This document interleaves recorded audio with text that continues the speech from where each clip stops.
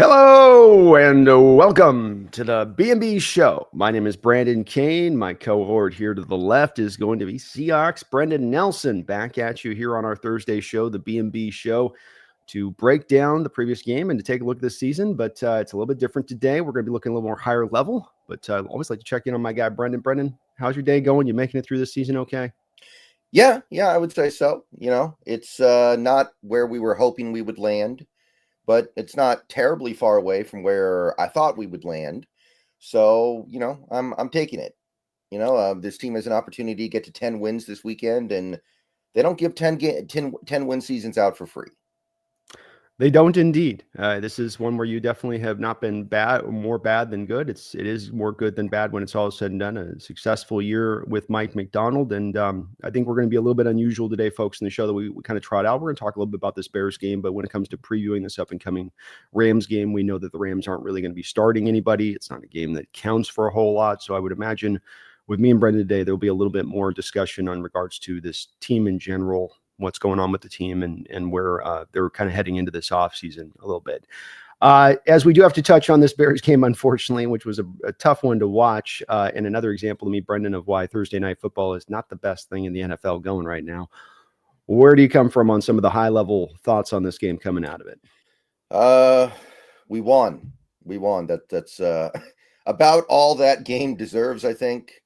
One team wins, one team loses. That's it's hard to go too far beyond that, but hey, credit where credit's due. The defense played a remarkable game. The Bears offense is bad, but they have not looked that bad in any other game they played this year. So you got to give a lot of love to two guys who have been, I think, playing at a really high level pretty much the whole season. Big Cat Leonard Williams and Devin Witherspoon, both those guys brought it, played maybe their best games of the year overall. Really remarkable stuff from both of them. And overall, I like the way McDonald approached that game. You're playing a rookie quarterback, so send the house over and over and over and over again. Throw confusing stuff at him, stack the box. That was the kind of stuff we were kind of hoping to see against Sam Darnold and didn't. But last week, we knew we were playing a rookie quarterback and he could get away with that stuff. So he did, and it worked over and over and over again. So that was nice to see. Would have been nice to see it a little bit more in previous games maybe, but he saw the opportunity against this very young and inexperienced quarterback and took it. So I appreciate that. That was good. Offensively, I was lifeless, just lifeless. And there are obviously a couple different reasons why you could get into for that. Like I said last week before the game, I do think that Bears defense is pretty good. They've just been kind of worn down this year because their offense is so bad. The weather obviously played a role, but overall, you look at the summary of that game, and I think it's another compelling argument for why Ryan Grubb needs to not be here after this season. I just don't like these passing concepts. I don't like the way in which the passing game operates. We're right near the bottom of the league in play action. We basically don't use it. We may as well not have play action in the playbook. And the way the routes are put together in this offense don't make any sense to me. I'm pretty much settled with how I'm going to feel about that going into the offseason. But hey, you got the win. You did. I think it's a pretty accurate summation of it. The defense showed up and they played their butts off to try to get this win in a make or break a game. Your offense to me just didn't quite show up in a make or break a game, but it's also been to me more of kind of Brendan, isn't it, what we've seen this year? I mean, the same problems that plagued you in this game have been when their offense has gone bad this year and or been middle, inconsistent, I guess at best. This is what you're facing. Lack of commitment to the running game, deep passing concepts, a lot of Geno sometimes holding the ball, then a lot of him under instantaneous pressure when you're trying to have longer developing routes. It's been a bit of the oddity, hasn't it, that there hasn't been as much of an active adjustment from Grubb throughout the course of the season on these items. It's just kind of keeps sort of just trying the same thing. Yeah. And I think that game is also a great example of why I don't make as big a deal out of the interceptions from Geno Smith this year as some other Seahawks fans do. Because if you're going to try to remove interceptions from the equation, a game like that is probably what you're going to get. Something that is just completely dead, completely lifeless, because he's not pushing the ball down the field hardly at all. I looked at the passing chart after this game. We had 4 passing attempts the whole game, more than 10 yards beyond the line of scrimmage. And look, by doing that, we were able to eliminate most of the turnover-worthy plays. He only had 1 ball that could have been picked off, but it sucks the life out of your offense, man. I don't want to watch that. I don't want to live with that offense. So with the way the offense has been this year, with the lack of running game, with the lack of play action, with the lack of good spacing in the offense just in general, like, it's one or the other. You can either have the big plays with occasional turnovers, or you can have a game like last week where you don't have turnovers, but there's nothing going on. It's just a dead performance. And you can't say, I want the big plays of the first part, but I want the no turnovers of the second part. You don't have it's not a buffet where you can take a little bit of this and a little bit of that. If you're going to have one, you got to live with the other. And I know I'd much rather live with the occasional turnover than what I saw last week, which was just both not fun and not productive. And in pretty much any other game this season would have resulted in a pretty easy loss. Really would have. The Bears defense is decent, but they're not that good. And I'm likewise. I take their 20 to 23 point game with an interception for 6 points, and you kept a clean game with no interceptions. So the lack of commitment to running game too is another one just boggles my mind with Grubb, where he just does not want to run the ball almost as much as any offensive coordinator I've seen in recent history with his willingness to go to it. And the play action stuff is pretty brutal to look at too. You mentioned on the lack of use on that, which just again points back to making you very predictable in what you're trying to do, and makes it easier then for the defenses to play you. And you're not good enough to just line up and be like, it's coming, and we're gonna run it, and good luck stopping it. Well, they'll stop it if they know it's coming in that way. And boy, just tough end of the season here for Grubb on this. Defense did play good. You came out with the win, which is good enough. Unfortunately, though, Brendan, your season does come to an end here now when it comes down to the Bears in this game. I think we're at a point here where we don't need the final game of the season to make certain determinations. So let me just ask you, as you kind of stand here in the moment, I won't hold you to this, where you might have a chance after a week or two when the season finishes up to feel a different way about this. But you're in a place of Grubb, bye, right? I cannot imagine anything happening this weekend making me feel differently about Grubb at this point. And then we could score 60 points, and I don't think that's going to move me. No, it won't move me either. Your backups you're playing up against, it doesn't really matter all that much. Geno Smith, where you stand at with him, let's take out the proverbial situation here where you could go and make a magical deal for some quarterback on the market that's a legit guy. Let's say it's more of a choice of paying Geno, and that you don't get to do the deal where you write him out in the final year of his contract. So you pay Geno, or you look to go a different direction this offseason. Which way do you lean at this point on that? I'm still pretty happy to keep Geno. My position on that has not radically changed throughout this year. We have this offense that is constructed pretty much entirely out of straight dropbacks out of shotgun. It's entirely just 3-step drops, 5-step drops, 7-step drops out of shotgun with no play action, which is basically the hard mode. It's basically he's playing on, what was the name of the hardest mode in Halo? The one where you cranked it all the way up? Insane, something like that. Yeah, he's playing quarterback on insane mode, and he's not playing great, but he's playing fine. And I want to see what he can do with a little bit of a better system and a little bit of a better offensive line in front of him. While there is some stuff that clearly needs to be improved this offseason, I do think that a good offseason can address most, if not all, of the problems. And I know that this season has ultimately not ended the way that we wanted it to end, but I also say the season has ended in a way that most fans would have taken when the season started, right? I think that if you go back to videos and streams before the season started, most Seahawks fans would have said 10 wins or less. So very few Seahawks fans are sitting there saying, oh, we're going to go win 13 games this year and kick everybody's butt. Mm-hmm. So I look at that and I go, I don't think we're so far away that I want to take the step back by going to another quarterback. And make no mistake, anybody that you can get this offseason will be a step back.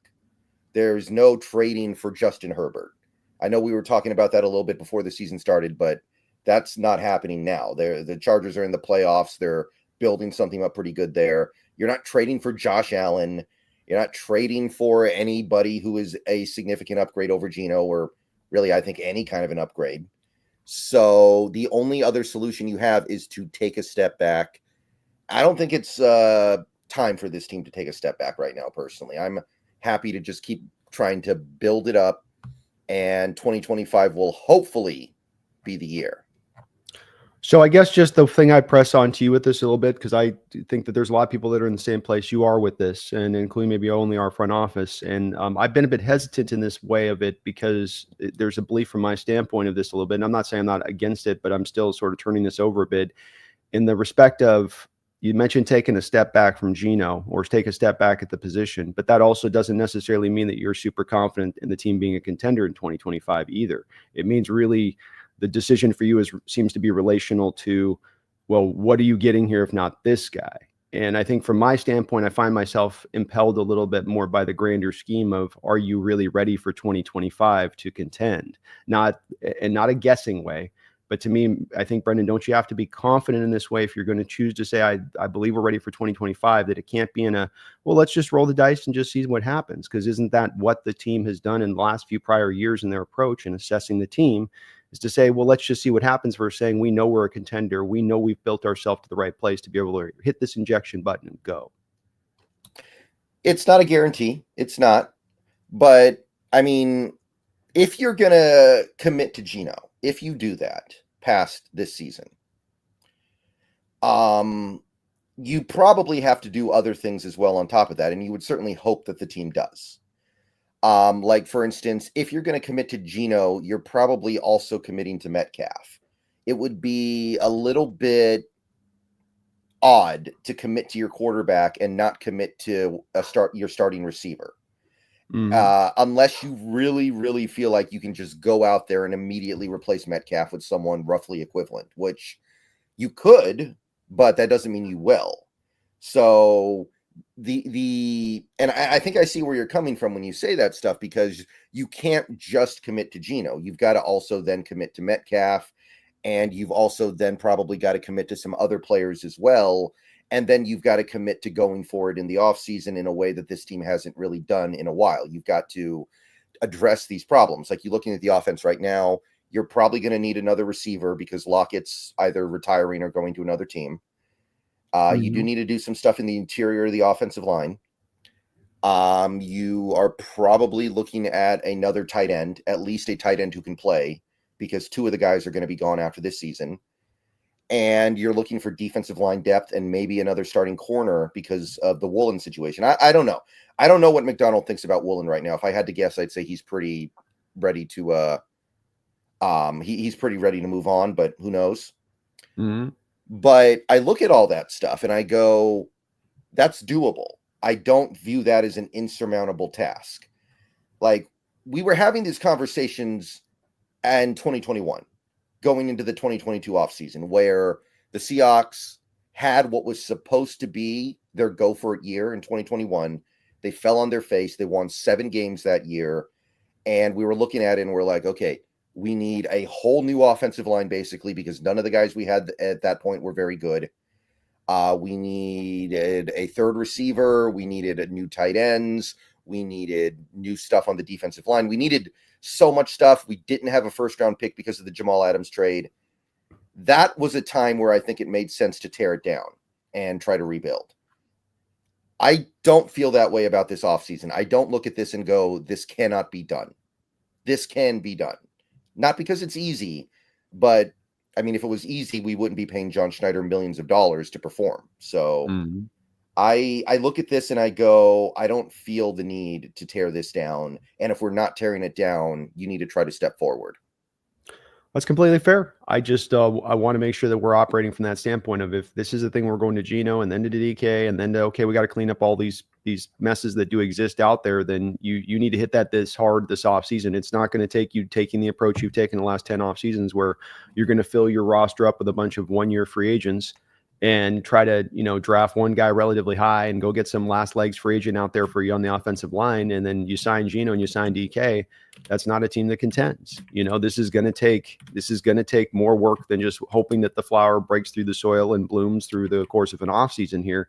And just kind of hoping natural development occurs to make this stuff get resolved. I don't think it will. And that's my worry here, is that they choose to go down the path of Geno, choose to go back to it, but then they don't go as hard as they really need to drive this team to a contending state. And we get stuck in that place, I don't want to be in, which is that middle of the road team for years on end.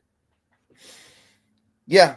I tend to agree with that, but it can be done is what I'm trying to say here. This is not like it was 3 seasons ago, when I think that was an insurmountable task. To turn that team into a Super Bowl contender in time for Russell Wilson's prime was unrealistic. It was really hard to imagine. But the whole of this team are less. Okay, so let's say this, because we've not had John operate in the manner that you're saying kind of he needs to operate this offseason to get this done. We're both in agreement on that. He hasn't done that in the last 10 years. So going into it, if you're aware of the fact that there's a no cross zone, it's like, hey, that's the landmine field I don't want to walk, from John Schneider's perspective of being aggressive like we're talking he would have to be to get this stuff figured out to get to a contending state. So we seem to be both in agreement to that, right, Brendan? We're on the same page of that. Yes. Okay, so if he's saying, I've got my way, right? You see where I'm going with this. I've got the way I do who I do. What's more likely, a person's going to fit to what they've been for 10 years or step outside of themselves and operate in a completely different manner. And so if you walked into it knowing he's taken that same approach he's taken for kind of the last 10 years, and he's like, no, we're going to trust in house that the development will come forward, and we'll just, the young guys will get better. And that's just, we got a process here. If you were to hear that going in, would you still take the same track on a Geno Smith kind of contract? Well, then I want a new GM, because then that tells me he's not very good, because I think that if that's your GM, you are most likely going to spend an eternity just in the middle. You're going to end up like that in that purgatory that you're talking about. So if he shows a complete unwillingness to pivot off of staying in his process because the situation demands something else, then that tells me we need somebody else in here. Now, yeah, that wasn't the question, though. If you're saying, oh man, okay, well that, because the John thing isn't, the John thing's irrelevant because John's not on the hot seat right now. I don't disagree with you. Like, okay, a year down the line, he makes a decision like that. Like, and I'm not disagreeing with you again. We're in alignment here in the respect of, look, be aggressive, go outside of where you've been last 10 years. But you and I both know this, expecting somebody to go different than what they've done when you've got a track record of almost 10 years is kind of a fool's errand. And so what's realistic here? Realistic is that he sticks in the pocket of where he's been. Well, if he does that, just as we approach this offseason, not for where John is in 2026, where the hot seat might warm up at that point, but where he is right now, not going anywhere, what he's tended to do. If you know that walk into this offseason, do you still feel as emboldened to do that move at that point? Almost kind of feels like damned if you do, damned if you don't at that point, right? Well, I think it's this, is that from my perspective on this, you talk about getting stuck in the middle. And my worry with signing a Geno contract and a team that goes a little bit softly this offseason is that does nothing but reinforce you into the middle for the foreseeable futures. That's what that does. If you aren't going to go hard this offseason, if it's 1 year city on a bunch of vet deals, if it's you taking an offensive lineman in the 2nd round and then not another one till the 6th round, if it's that's stuck in between in the future. So you move on from John Schneider next year, that new general manager's got you stuck in the future for the initial points as he tries to get things figured out back onto the same lay of the land a little bit. And that's where I'm looking at this from of, look, if we're going hard this year, we got to go hard. We don't, but I wouldn't want to sign Geno if I knew he's taking that sort of patient approach trek with it, which is what I'm kind of anticipating here from him a little bit, because that's where he's been. I hope not. I want to be where you are on this. I want him to go where you want to go with him on this. But man, don't you have a hard time necessarily seeing John do that when he just doesn't do that? I mean, we need to go sign an offensive lineman in free agency if we want to upgrade this offensive line and interior-wise in any significant way. But John's method is, hey, between Anthony Bradford and Sato Lamea and Christian Haynes, one of those guys will shake out, or 2 of those 3 guys will shake out.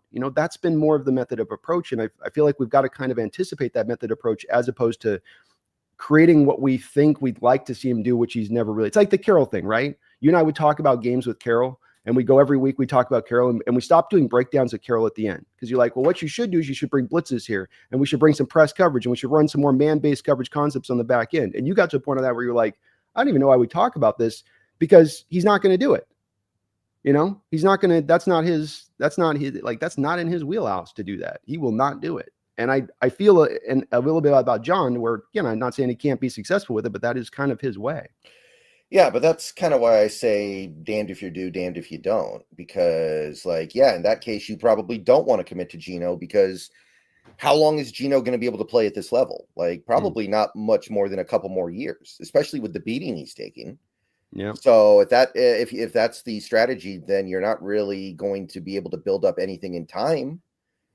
But then I look at the other path, and it's like, okay, we're gonna go get Jameis Winston. We're gonna go get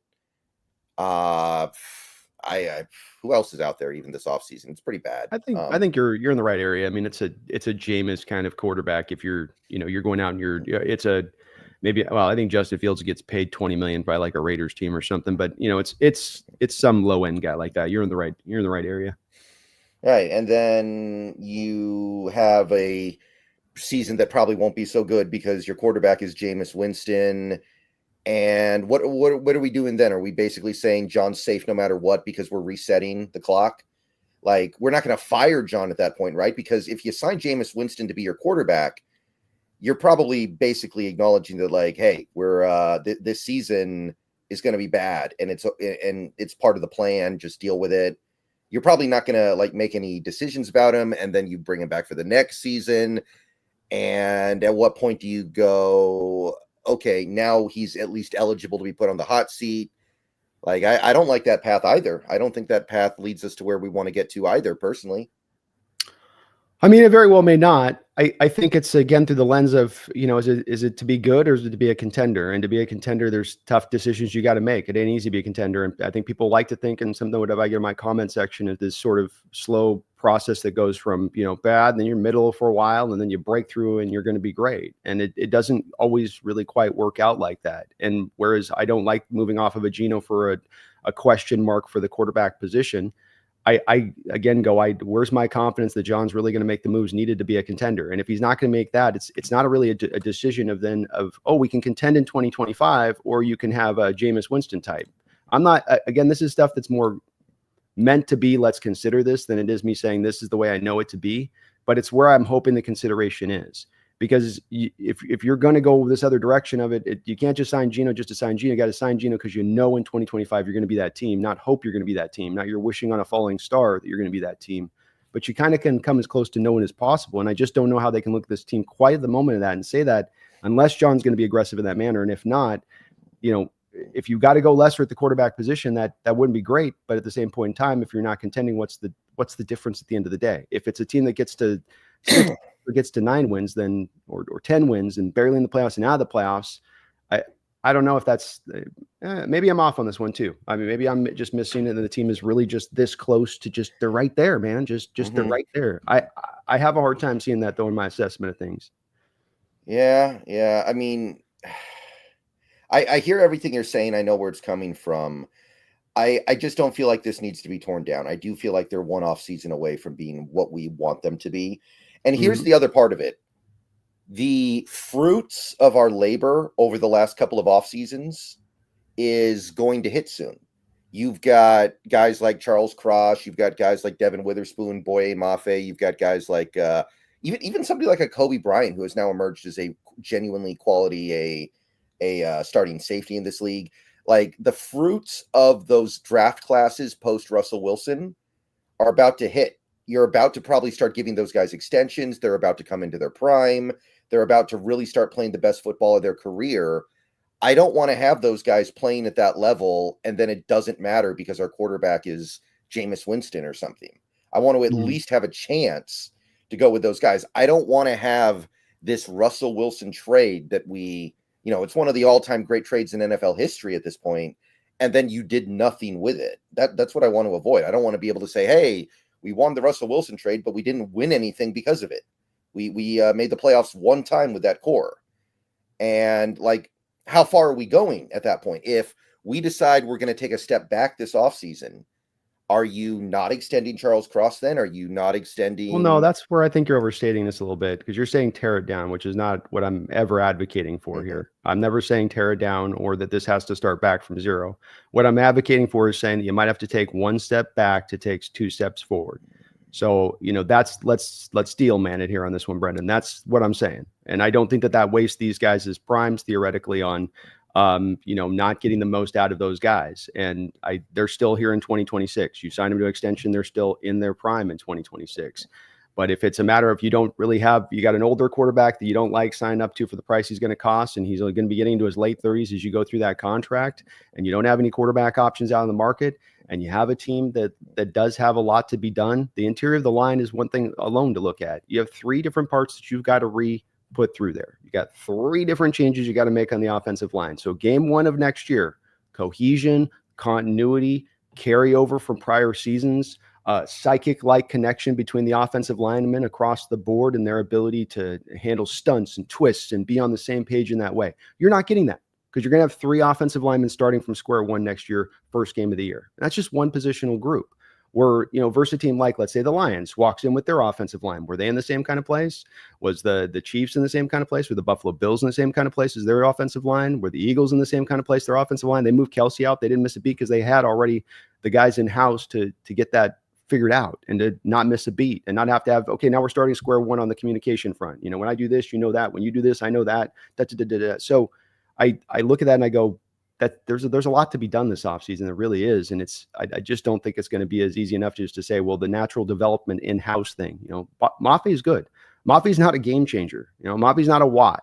All's not a Watt. Witherspoon's great. He is. He's legitimately awesome in that defense. But difference makers wise across the board, we got good players in the defense, difference makers wise. And it's been a good season defensively. And McDonald's taken them very far. But you've also seen, Brendan, when the challenges come up against a legitimate offense this year, more often than not, they've been handled, right? Like, for as good as that defense has been, it's been beating up on some of the weaker offenses in the sport, like your Chicago Bears type team or Miami Dolphins or Denver Broncos in the first week or Jacoby Brissett and the New England Patriots. Those are your dominating efforts on the season, which are good. And I'm not undertaking them, but what happened? Does that mean, again, when you go up against contenders, that's also the same defense you're going to kind of see when you get a legitimate offense? And so far we haven't gotten confirmation of that. I mean, Denver has a top 10 offense in scoring this year. I don't know how they've done it, but somehow, some way. Yeah, but the week one Bo Yeah, Nix rookie and the verse week 17 is a different story on that, Yeah. Also, I think we also have to remember how bad the defense was for parts of the season because they didn't have the right players. They were trying to play two different safeties that didn't really fit. And then we ended up having the third string safety ended up being the best of them all, had to swap out the linebackers. So I think there's a natural step forward that unit is going to take next season, especially if you bring back Jones, which it sounds like they will. I don't know. I don't know if that adds up though, because again, when you go and play a Packers team or a Vikings team that's a legitimate offense, they didn't look the same way. They were improved, but you're also playing legit offenses early on in the year when they were getting taken apart at times too, like a Detroit offense, right? Like a Niner offense that was in better shape than the second matchup of when you face them. So that's my thing is that when we got the challenge actually came through, that wasn't some offense that's kind of just falling apart on itself, like an Arizona Cardinal offense or what, like you weren't really able to stack up even at the end of the year in that way. That's where I'm having a hard time with this natural progression thing. The Packers, Brendan, the Packers did whatever they wanted to. Yeah, I know the Packers did. That was a really bad game, but I'm also thinking about that Arizona thing that you just said. Arizona's offense is not bad. Like Arizona has about, like there was such a rush to say that Arizona is a terrible team. They're average. They have an average offense. They have an average defense. Everything about that team just strikes me as average. I don't feel, after that Packers game, people were saying like, oh, Arizona is one of the three worst teams in the league. That's why we beat them twice. And it's like, no, that is an average team. Yeah, no, but that's what we're talking about here is not whether or not we can beat average teams or average offenses, right? Like the discussion here is about how do you get to a contending state? Are you a contender, right? Are you close to getting to a contending state? I mean, that's really the discussion at the centerpiece of this. And beating an average Cardinal offense is not necessarily an example of that. It's a good win. I'm not taking away, and it's a successful year this year. But like we've talked about on this, the successful year versus turning into a contender are not necessarily two things that are relational.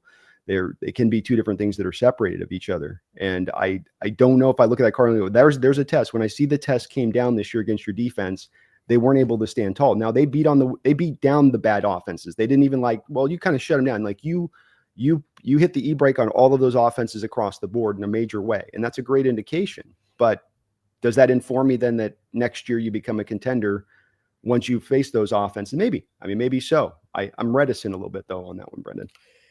You look at next year's schedule, though, there are not going to be a lot of top offenses that we play. I don't know if you've seen it yet. It is pretty soft. I was shocked. The NFC West has it pretty easy next year. But no, I think it's reasonable to expect the defense to take a step forward. They're mostly young players, right? Like maybe you would say that Leonard Williams takes a little bit of a step back. Although when you look at it, a lot of those interior defensive linemen age pretty well. I was actually surprised. I wasn't expecting it, but like a lot of those guys play good until they're like 35. Yeah. No, they can. Calais Campbell's still going at 39 years old. So it's Ndamukong Suh, and especially if they're the freakish kinds, like Brendan, right? Like Leonard is, where you were a former top 6 pick, so you can still maintain the league, even if you lose a little bit of gas from the tank as far as your natural athletic ability. Right. Got a couple donations here. Okay, we got quite a few actually to get through. Yeah, sorry about that, but we're good. Uncovering. I like the conversation. I like this conversation. I do. I think it's a real healthy one for the Hawk fan base to be having on this one. And I'm hoping the front office is considering this stuff in the same way, because I don't know that it's just a clear answer as to what they're to do here. And I really just want them, as much as I want him to do a certain thing here, Brendan, I just want him to have consideration of all possibilities here. That's really what I'm advocating for at the end of the day. Phoebe Moore Seahawks, thanks for the $2 donation. He says, EJ is still saying death zone with no playoffs. He's staying. He seems pretty happy here. I will say that, and I'd be happy to keep him. I'm not against it. The contract's hard to figure out because he's an inside linebacker, though. Those are tough. Yeah, they're not easy, and especially because I think it's hard for the Hawks to come up and say we're going to pay you up at that Roquan Smith kind of money. I don't think he's quite that level of player, Roquan Smith. But he's obviously brings a lot. He's the young guy. I think he's going to be probably priority number one as far as in-house free agents go. Feed me. So I'm expecting he is going to stay at this point. But good to hear you're getting the kind of same vibes there. Yeah, it's a little early for Death Zone though. We don't need to do Death Zone yet. Yeah, we gotta earn the right to have the defensive nickname. Yeah, be top 5. They're top 10. You got to be top 5 or something, man. Yeah, agreed. Femi with another $2 dono. Thanks for that, Femi. And it says, and Rams thought Achilleo was the better spoon. Yeah, he had a good game last week, got that interception, but we got the better spoon over here. I'm pretty happy with my spoon. I'm very happy with mine. We got the big spoon. Yeah, exactly. We got the little spoon, but it's the big spoon at the same time. You saw I made the Pro Bowl, right? Our only starter in the Pro Bowl, which is crazy. Leonard Williams had a much better year, and that's no disrespect to Spoon, but Leonard Williams should be in running for Defensive Player of the Year. He should. I'm working on a video right now on him, and there's so many things he's done this year, from that spot, from playing run defense to pass defense to, as a pass rusher to even Brendan, a guy that when you go back and track some of these interceptions this year, many of them that we've had, when you trail it back to where the quarterback is on the throw, a lot of times he's getting hit by Leonard Williams on those throws, like the Julian Love interception against Denver week 1, where, he's smashing nicks on that pick down by the in the red zone on that play. So I agree with you. I think he's really got to be legitimately in contention. And I looked through it. I really didn't see anybody that stood out to me that made more sense than Leonard, frankly. I know I'm homer on this, but I did feel it's going to be Surtain. It's going to be Surtain, I think. I think it's going to be PS2. His coverage numbers are phenomenal this year. Okay. I think it's going to be him, and he plays on an elite defense, and they are probably going to make the playoffs. It's going to be Surtain, I think.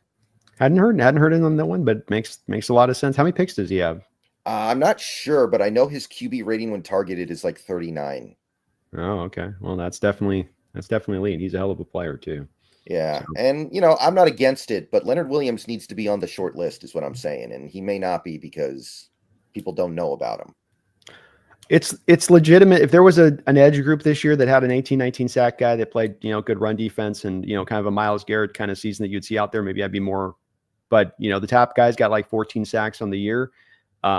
You looked at all time. I went back and looked at some all-time seasons for defensive tackles for Seattle Seahawks, and I think Tez only has 1 year that surpasses this Leonard Williams season.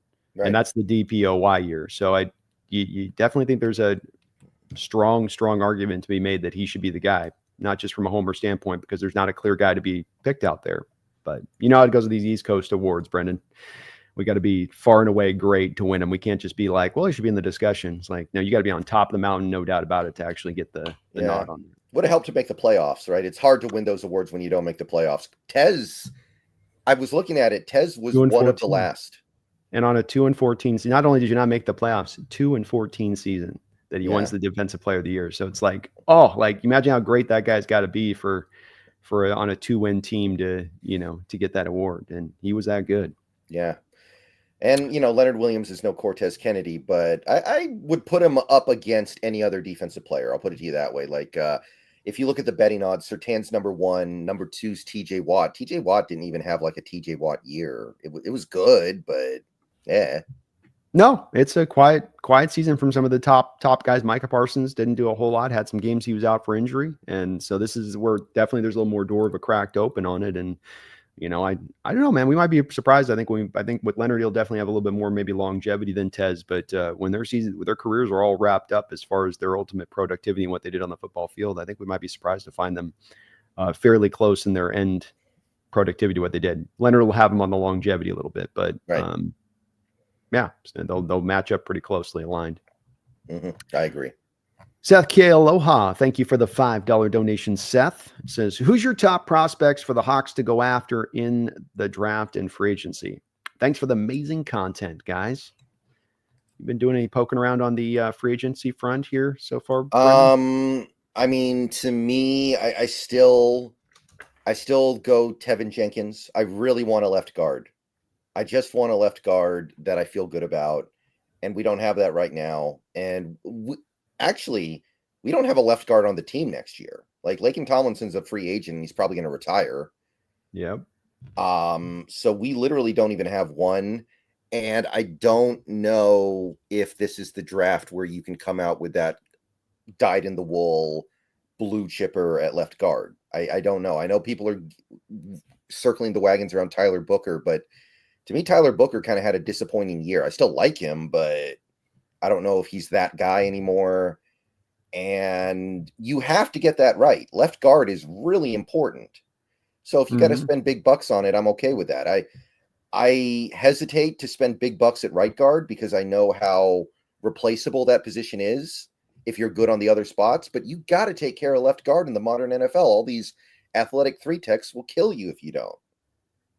They absolutely will. Tevin would be a guy I would be super high on as well, Seth. I'm probably a little more open than Brendan is on signing a right guard like a Trey Smith guy out there because I think that it's just you start to solidify things down when you do that. You can now feel way more comfortable in sliding Christian Haynes into center and having him duke it out with Olatimi. So now you feel a little bit better about the center position.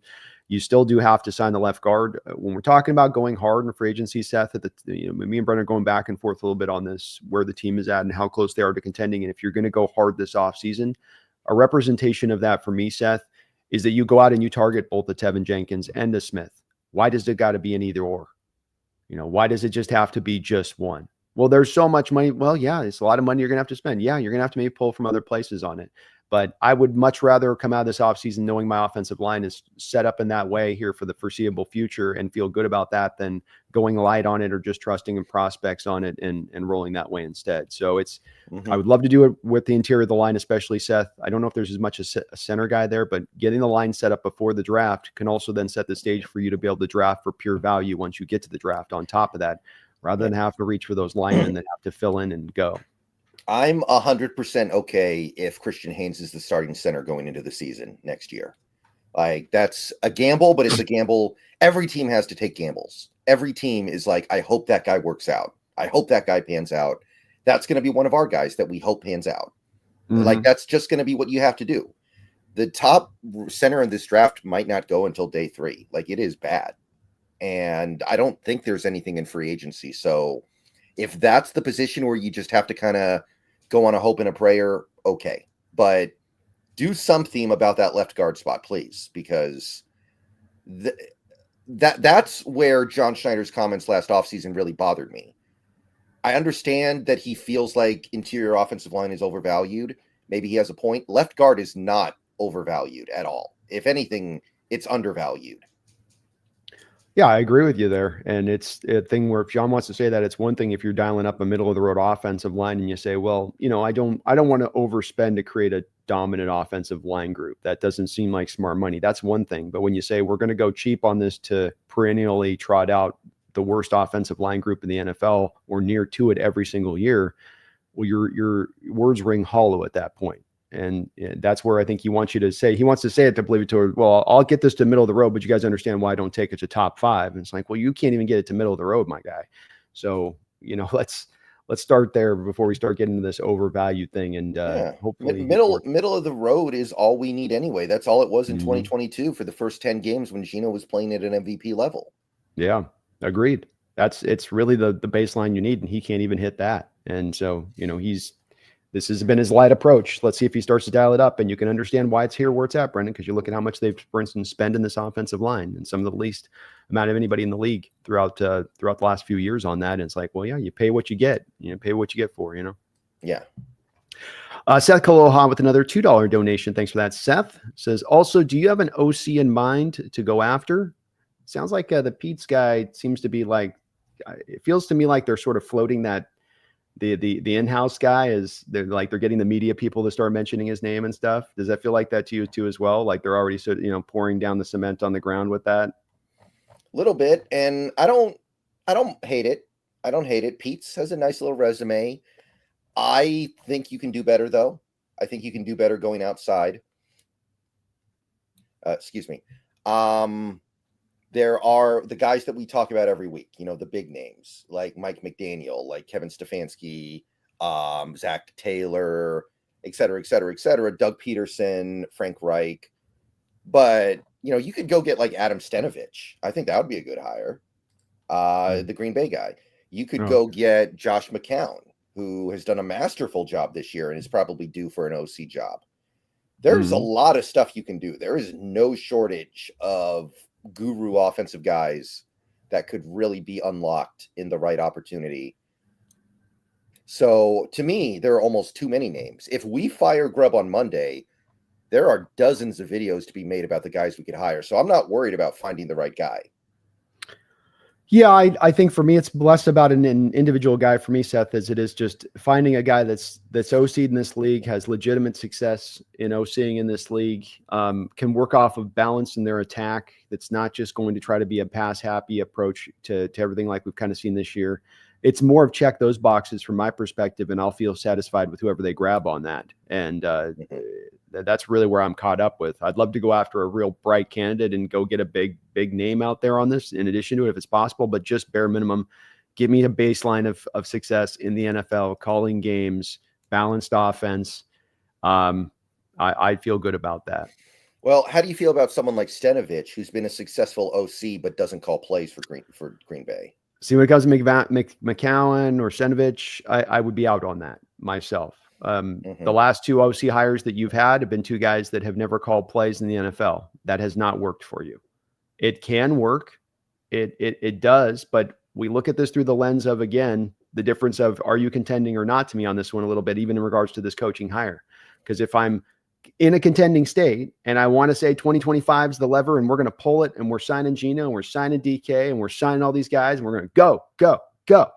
Okay, well, do you want to do that on the back of an untested OC who might just very well vomit all over himself from the first game forward and come to find out throughout the course of next year that you took that risky hire on that of unknown and now you're paying the price for that despite all this investment you've put in for the here and now?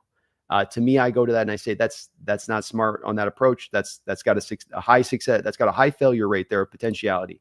Go for a little bit of the known quantity here out there and go find that guy, and especially there's no excuse like last offseason where you were kind of late in the coaching process at the hires or when the OC's available. It's not the same kind of situation here, especially after Black Monday with some of the coaches that get fired. So go out there, make them a big offer to bring them in, pay them high price, but go for the guy that's called it, Brendan. I mean, would you want to take that risk really at the end of the day if you go and you are that uber aggressive this offseason to have some OC who's never called to play again with the recent track record of that hasn't worked out particularly well for us? I would certainly prefer it. I would definitely prefer going after somebody with experience. Like my favorite, and I've said this name a million times over the last year and a half, is Frank Reich.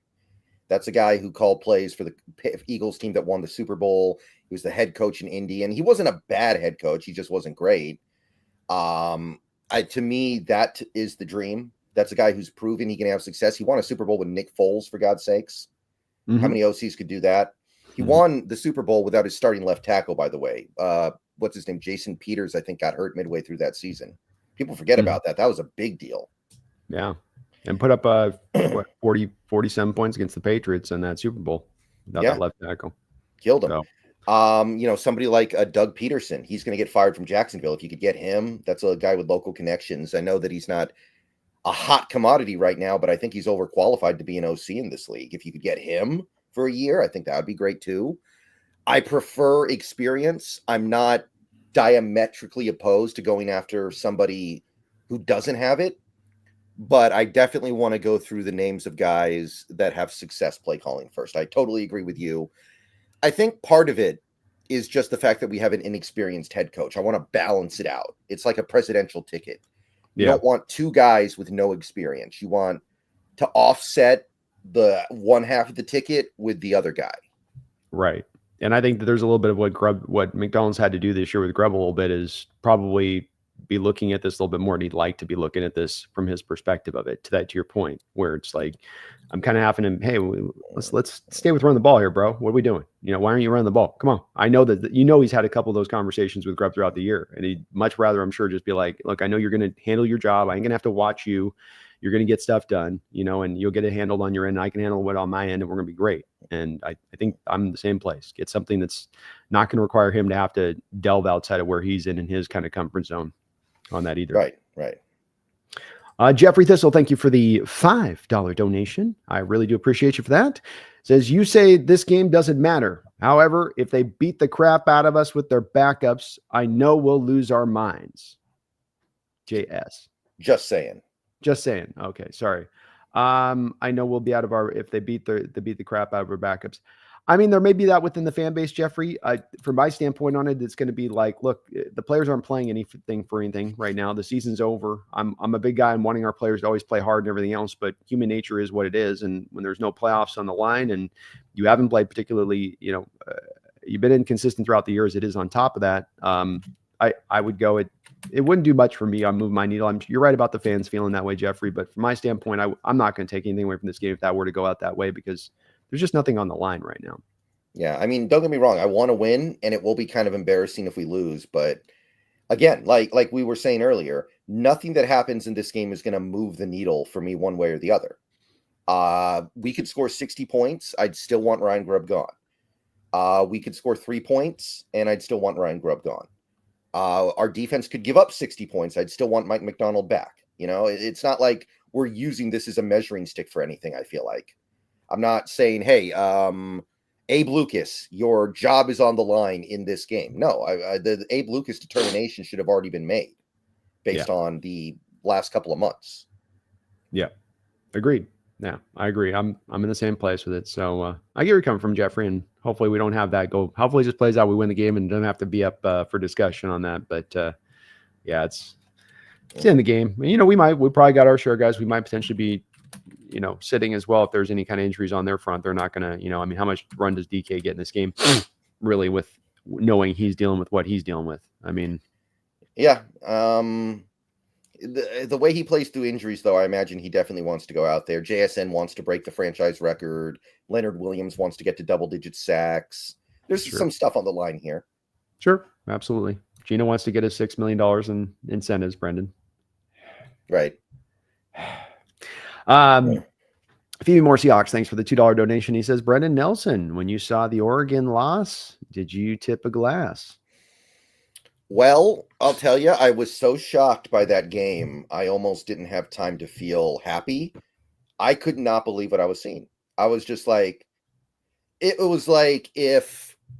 be like if the Chiefs in 2 weeks get completely blown off the field by the Ravens or Texans actually is a better example. That was so bizarre. I don't know what to say. Oregon to me was clearly the best team in the country all year long. And then it's 34-0 at halftime. I was too shocked to be even celebratory about it. Yeah, a wild game, and that veteran Ohio State defense kicked in just the right time, I suppose, Brendan, huh? Mm-hmm. What do you Well, think? that's the reason why we got to keep Geno Smith. It gives us an in to get his cousin in 3 years. That's right. That's right. Boy, he is an amazing. He's probably the brightest young receiving prospect since Jamar Chase, as far as being this good, this quick out the gate. Yeah. And yeah, he's gonna be a monster. What did you think about a guy that I've just started looking at a little bit more closer? Could be an interesting guy on the Hawks' radar, sort of in the 3rd round, 4th round, maybe range. Will Howard, Ohio State quarterback. He's a little plain, but he's not bad. Kind of interesting. Got a little bit of an arm, a little more than I thought. Because he was not at Ohio State last year, was he? He was Kansas, I think. Yeah, maybe it was Kansas State, maybe it was Syracuse, one of those teams. It is Kansas State, I think. Kansas State. You know, he's got a little bit of an arm, so I was like, okay, there's a little something here. I like him better than Dylan Gabriel, especially now. Tell you what, he's got a little bit of the there's guys that are, there's some shades there of Allen to his game a little bit too, with his ability to be an open field runner where, he gets out in the open field. He's got a 74-yarder this year to his credit. A lot of read option stuff that they ran him at both those two colleges. He's not a quick guy. I think you're right about the plain description of it. He's not a quick, there's some of his movements can sometimes be a little labored, but once he gets going open field, he can really kind of scoot. Good enough to seem to make the proper arms, goes through his progression reads pretty well. A lot of moxie and grittiness in the pocket from how he stands. He's got bigger size that you like. He's a legit 235 versus some of these quarterbacks we see that'll come out at like 105, 195. So a guy that's now starting to get a little bit on my radar here. I'm not saying he's going to be the next great thing, but a guy that could be interesting in this draft as a prospect. He's got some skill. Yeah, it's slim pickings, but he's probably going to end up pretty near the top of my list, especially after that game. He had some gears that I didn't know he had. Yeah, well, he really turned it on this year. He played well with the Kansas, but he really came on with Ohio State this year and really developed, it looks like, which is another good sign with him. Dogzilla Monster, thank you for the $2 donation, Dogzilla. This is Mike Mack. Says he's a huge Geno supporter, a warrior. I think that's a pretty fair word to use for Geno this year. He's had to survive a lot. And he hasn't come out on top because we didn't make the playoffs, but he's had reasonable success given the situations he's put in, as far as I'm concerned. I'm in the same camp on it, Dogzilla. I don't want to take anything out from underneath Geno and how he's played and what he's done for us as a warrior here. And he's taken a beating at times, and he shouldn't have had to in a lot of respects. This should have been correctable coming in this year because it's not the first year he's had to deal with this year now in 3 seasons as a starting quarterback. So when it comes to ever my outlook with him or potentially them keeping him, it really is removed at times from where Geno exactly is that as a player for me. It's more of just my assessment to the team in the general sense. But if they sign him and they bring him back, I'm not going to be mad about it or angry. I'll applaud it. He's a really good quarterback. He's going to help us win games in the future if he comes back. Yeah.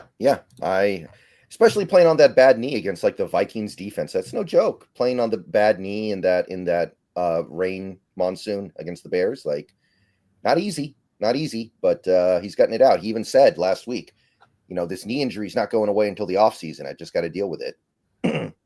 Yeah, it's been good on his part to be able to fight through it because Lord knows if we had Sam out there the last couple of weeks, it would have been tough offense. It wasn't the best of offense, but it would have been brutal offense to watch if it had been Sam out there instead. Yeah, unwatchable.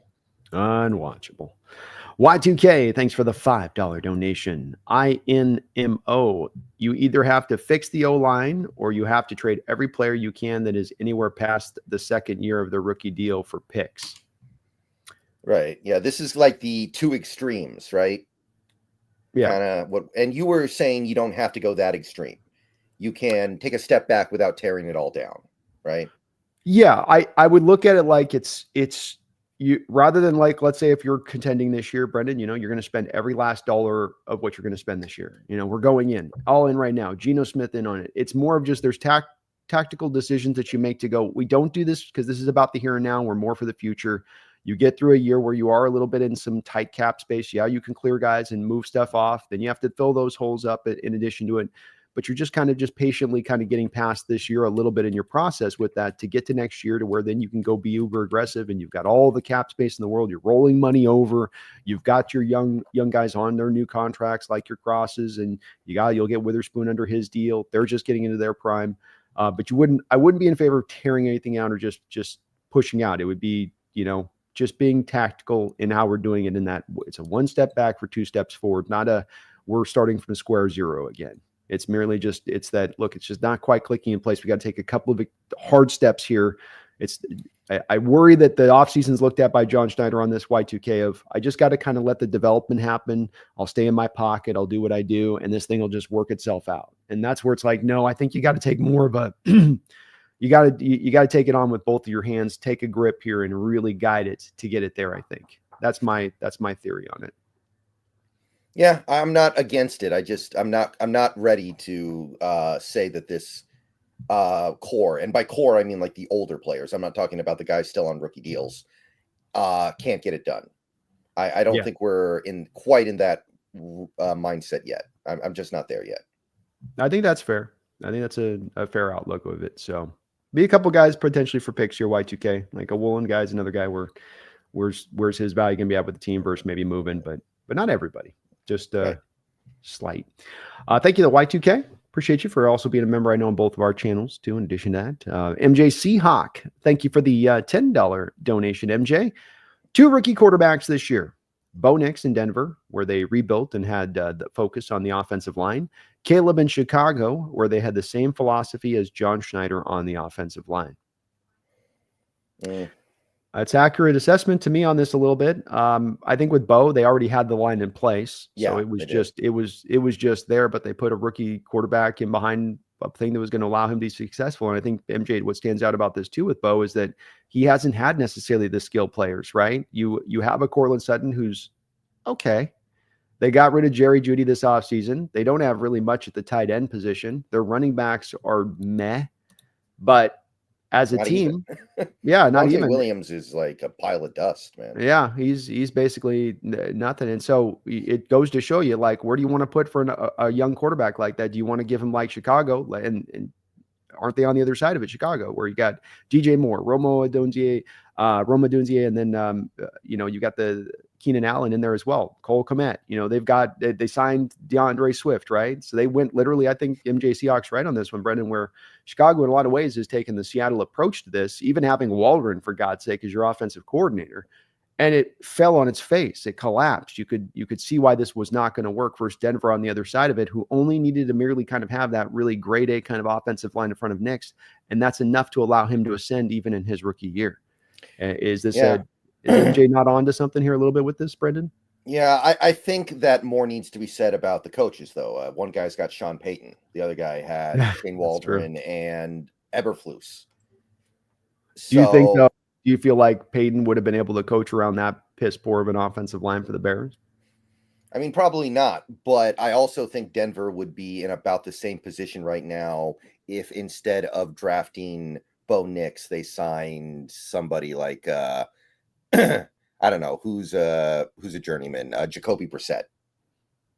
Like, because that's kind of, ever since Drew Brees retired, that's what Sean Payton's done. He's taken mediocre quarterbacks and made them look really good. Like, he made Jameis Winston look good. Like, Jameis Winston stopped turning the ball over when he was being coached by Sean Payton, which not even Kevin Stefanski could do that. I think that's a fair outlook of it. I do think with Nix, it's about you developing this guy too, though, and that this is about him into year 2 and 3 by this year 1 where you have him rolled. And that I think that part's true. I think Nix has also shown himself to be a really talented quarterback, though, too, who is up, as I said at the time when he was taken by Denver, he's going to the exact right situation for him, not just because Peyton understands quarterbacks, but because he's got the line in place and that they're going to develop him right. And a guy that's also had a lot of play, so he's ready to roll. So I think that's definitely true there to a degree on that. I don't know if Winston gets him to the same place versus Nix. The need of Nix and his legs this year and using his mobility at times has helped him out quite a bit, getting off the off-script stuff. But, I mean, maybe. It's maybe possible on it. I think a lot of what he did with Winston in New Orleans that stood out, especially to me, Brendan, when they played us in our home. There was a lot of restricting him, a lot of we're just going to run the ball and keep his attempts down to the bare minimum and have him throw very short. And I don't know that there's been as much the training wheels for Bo this year at all times in watching him play with Denver in that same way. Because like with, you always had to worry about with Winston, the pick's coming, it's always right around the corner. Yeah, I mean, when I watch Denver, all they do is throw screen passes, partially because their receivers are bad. Like, I get that part of it.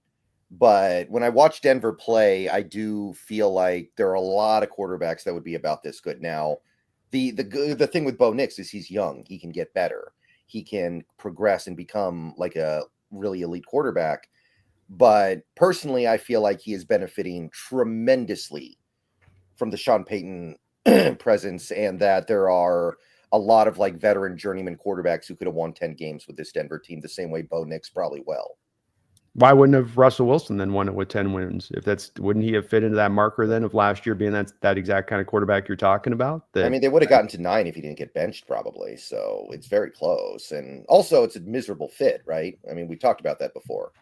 Like Wilson's a miserable fit for Peyton in a way that somebody like a Sam Darnold would not have been, or somebody like a Jacoby Brissett would not have been.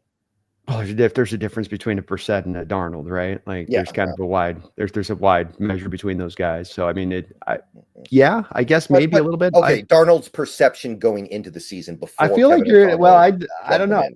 I get a sense maybe you're still down a little bit on Nix to me, where maybe on my side of it, I'm a little bit more impressed by what Nix has done this year. Where I'm not a big Nix guy, admittedly. I still think he's kind of a Sean Payton merchant, but he can get better. There's time. There's plenty of time, and he's not off to a bad start. I just think that there are a lot of veteran journeymen who could have done big picture what Nix did, as in win 10 games. Maybe the numbers wouldn't have been quite as good, but Denver isn't necessarily winning games because of their offense. I think Nix has a negative EPA per play on the season still. Well, but then how much does that go to the fact he's got maybe one of the worst skill positions of anybody in the NFL? And that's why they run all those screen passes. Yeah, I mean, well, but then that goes back to it's not really representative of him. It's more of the situation then, and that's where we come back to again. You talk about other veterans coming in there. Well, maybe Russell had Judy last year. Whoever goes in there is going to have that same kind of receiving core, those same kind of running backs, those same kind of tight ends to work with. Even with that offensive line, that may be a lot of those guys in that are journeymen might have failed in that. I think of Darnold, I think of Winston, I think of Jacoby Brissett. I don't think that they get to 10 wins there. I think they struggle to get to probably 5, 6, 7 wins at best, maybe. Yeah. But it's also the long term. I'm higher on Bo than I think you are with that, and I think you definitely are. I think he's going to be like Jalen Hurts with a slightly bigger arm, and that's fine. There's nothing wrong with that. Jalen Hurts is a good enough quarterback, but I don't think he's Drew Brees the way some people are talking about him. I don't think he's the next Drew Brees. No, I don't think he's definitely onto that realm, but I think it's accurate to say that's the previous assessment you just said, a little bit better than Hurts. Hurts got to a Super Bowl, has been a consistent performance. He's got a better arm than him, and he's got all the mobility that he's got. So there's definitely a guy that can go win you a Super Bowl, in my opinion, based on if Hurts can come right up the line and win a Super Bowl, and this guy's a bit better than him, then he can help push you past that marker, in my opinion, if you build the right team up around him. And that goes back to, again, that there's many quarterbacks, in my opinion, Brendan, that could win the Super Bowl versus there's just this outline of 4 or 5 special guys that can actually go win it. Yeah, I mean, Brock Purdy was 1 play away from winning the Super Bowl, and he's got like this 8-yard arm. Come on. Yeah, exactly. There's a lot of examples of this type of stuff going like that. But great point on your part, MJ Seahawk. Thanks for the donation, and well said. Lou, thanks for the $5 donation. Says Spoon looks like a foundational player. Elite may buy the jersey.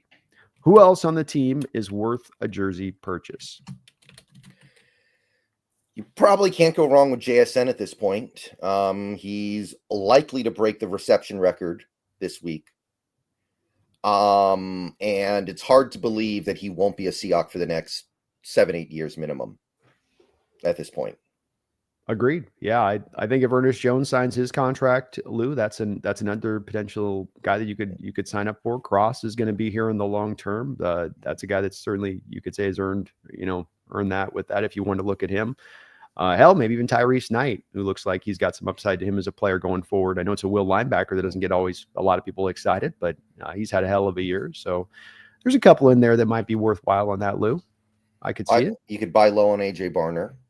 And by low on AJ Barner, that's right. I don't know. Do 80 jerseys man, cost less for less high profile players? no, they charge Wow. them. They charge the legit on that one, unfortunately. All right, so it's not like you're trying to buy the new altcoin before it kicks in. Okay. Yeah. Yeah, then you're better off going to Spoon or JSN, I think. Yeah, I would. I'd agree. Spoon's a good one, Lou. I say go the Spoon. That one just looks good on the back there with the spoon. But thank you, Lou. Femi Moore Seahawks, thanks for the $2 donation. It says Leo played for the Giants and Jets. It's probably biased. I think he's saying that since Leo used to play for an East Coast team, he's more likely to be have notoriety in this league. I don't know if that's true, though. It's not like he was a household name even when he was on the Giants and Jets, because those teams were bad. Like Leonard Williams won one playoff game in his career as a Jet and Giant. So I don't know. People didn't know him the way they knew Aaron Donald. Yeah, I don't think it's going to, I don't think that it'll necessarily help or hurt him on that. I mean, he's maybe a little more of an awareness of it. It does feel like to me with the Defensive Player of the Year, though, Brendan, whether it's Rutan or anybody else, doesn't it feel like to you that it's more wide open, the award this year, than it's probably been in the last 6-7 years? Oh, 1,000%. Yeah. If you look at recent winners, they almost always give it to the sack leader. And the sack leader this year is probably going to be Trey Hendrickson on a terrible Bengals defense with less than 15 sacks. Yep. Playing bad run defense from Hendrickson because he's not a run defense guy. You know, he's I want to get after the passer guy at this age. So it's like even he would not be a guy even with that sack total that would be the guy to get it. I almost guarantee you he's not going to get it. He's looking at Trey going, there's her DPOY. So yeah, maybe so, Phoebe. I'd love to see him get it, man. It'd be great. It'd be cool. Be a cool point to this story if you could see him pull it off because he's earned it, man. He's had no defensive tackles had as good a year as him. He better make the All-Pro team. I'll say that. Yeah, absolutely he should, man. I don't see who else gets in there over him over the top at this point, unless you're just going off pure reputation. Because even the guys that would have gotten there, like the guy out there with New York Giants, injured most of the year. Lawrence, yeah, he's been injured most of the year. You can't really go to him on that, but we'll see. We know Chris Jones will probably get one of the two spots, so it doesn't have to be a nose tackle. That's the luck. You can have 2-3 techs on the All-Pro at first team, so maybe he'll be one of the others with Chris Jones. The Big Bean, thank you for the $2 donation. He says, I just got here. How do you feel about Jackson Dart in the second? Feels a little system-y to me. Feels like a little bit of a system QB, like a Will Rogers type. Mm-hmm. I don't know. I don't think he has an NFL arm. He's a guy with a lot of toughness, good mobility. The arm, I agree with Brendan. I'm not sure if there is an NFL arm. It's a lot of RPO stuff coming out of Mississippi.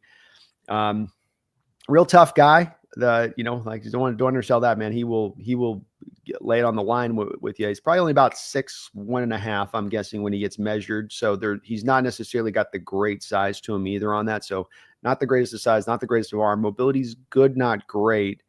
I might look at him more in kind of a late 3rd to 4th range to Big Bean. I can't go into the 2nd round with him just because I want NFL traits on 2nd round quarterbacks. You don't have to have the high upside, but I want you to have NFL traits. I want the plus NFL arm. Doesn't have to be a great NFL arm. I want the plus mobility. Doesn't have to be a little bit better than average mobility. And that's my little bit of my worry there with Jackson, but he is an interesting prospect. Yeah. I just I thought about it. I looked at him and I just can't quite do it. He puts up nice numbers, but so did Will Rogers, right? And Will Rogers isn't going to get drafted, I don't think. So I can't think radically different of Jackson Dart.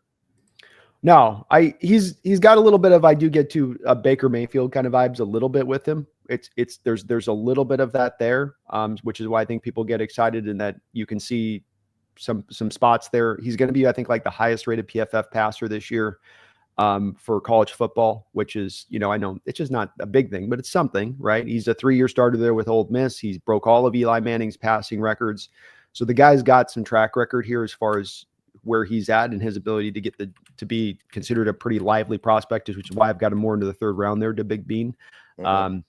Very, very similar. I think with Jackson Dart and Will Howard, if you're looking for the Hawks to go back down the pathway of a Russell Wilson like they once did, and let's go find a guy in the third round that's actually got some legit talent to him. And maybe he slid this draft just because he doesn't have that no-brainer upside to him that everyone can see in other QBs. These would be two guys that wouldn't be surprising to see them target in that third round range. Right. Okay. I'm down. Thank you, Big B. Be calm. See, clearly, Michael Dixon isn't a Pro Bowler. BS. Yeah, he never gets the respect, it feels like. He is on track to become one of the all-time great NFL punters, and people, they don't know. People don't know. Yeah, I don't get it either, Be calm. He doesn't get quite as much pub as he could because, like Brendan says, this is a guy that it's not us being Homer. This is legit looking at just go look at the stats of all-time punters. You'll be blown away. You're going to see Michael Dixon's name up there. You want to look at net. You want to look at gross. You want to look at inside the 20.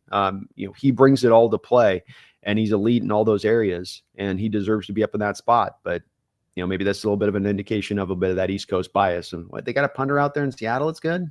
In Seattle, is he? I've never seen him. I don't know.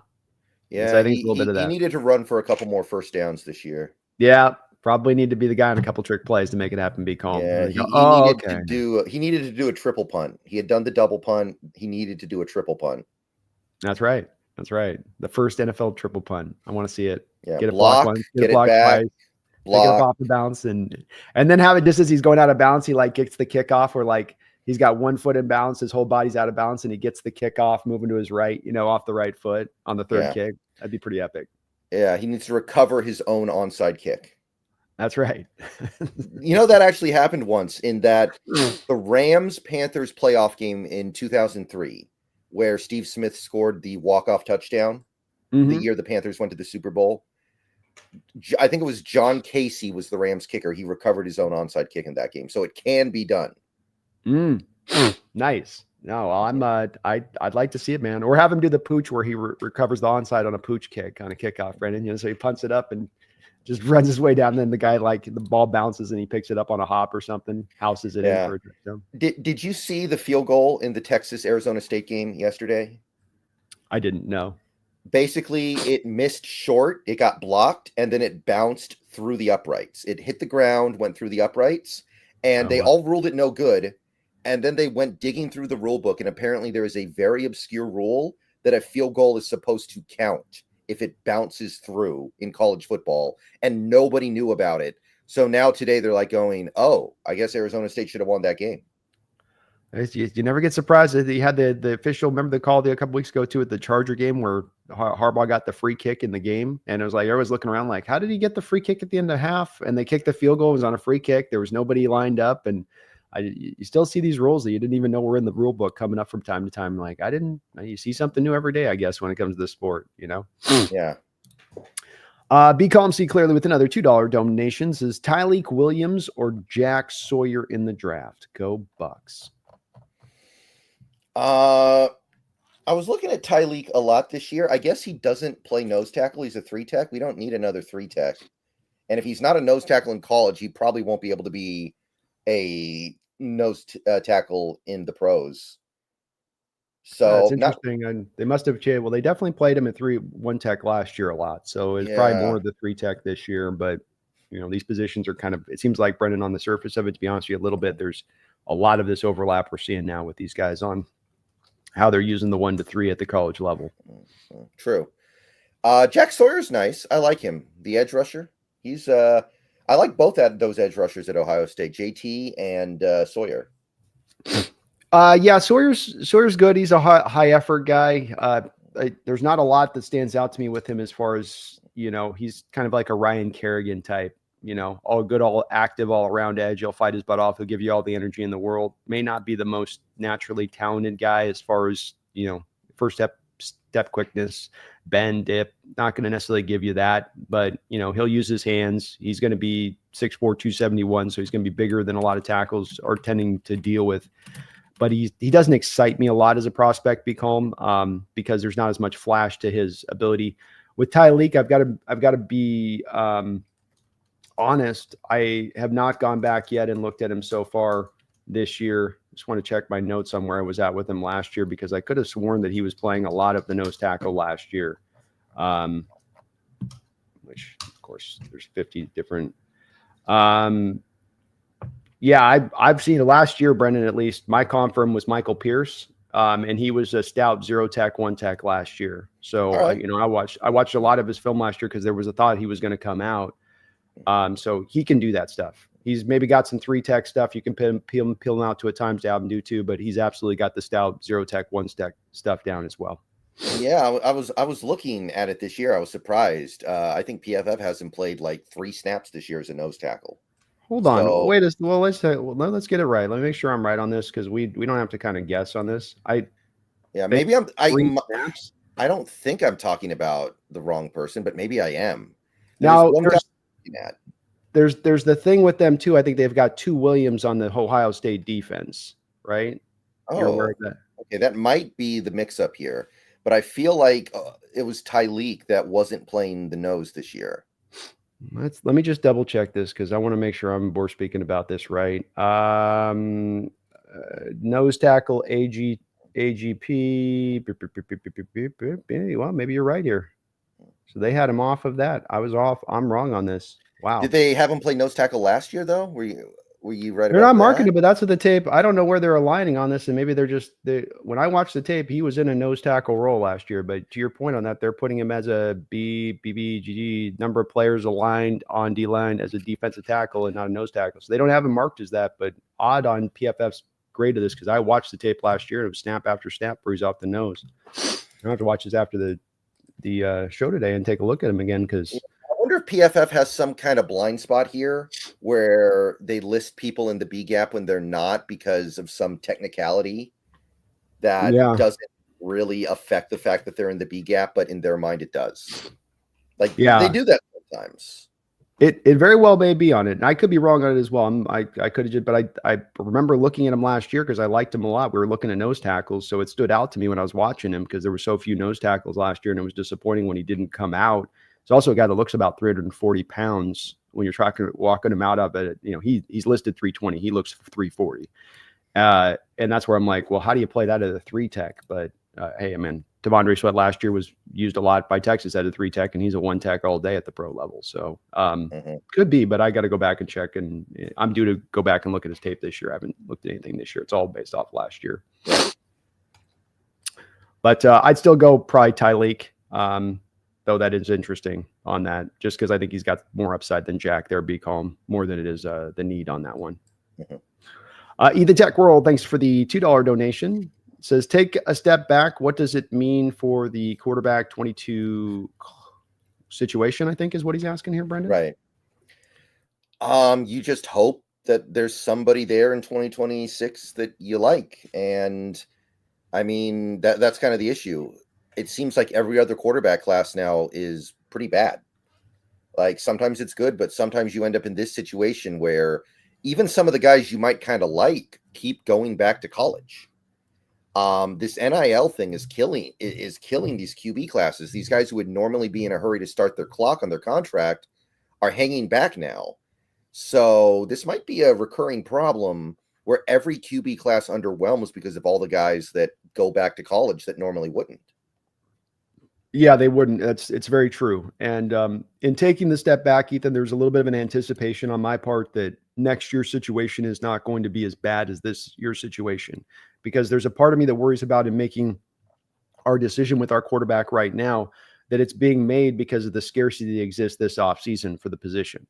And that means that you're making a decision based off of a 1-year kind of place that the position might find itself versus next year we might come to find maybe there are 3 more quarterbacks on the open market now available who weren't available this offseason.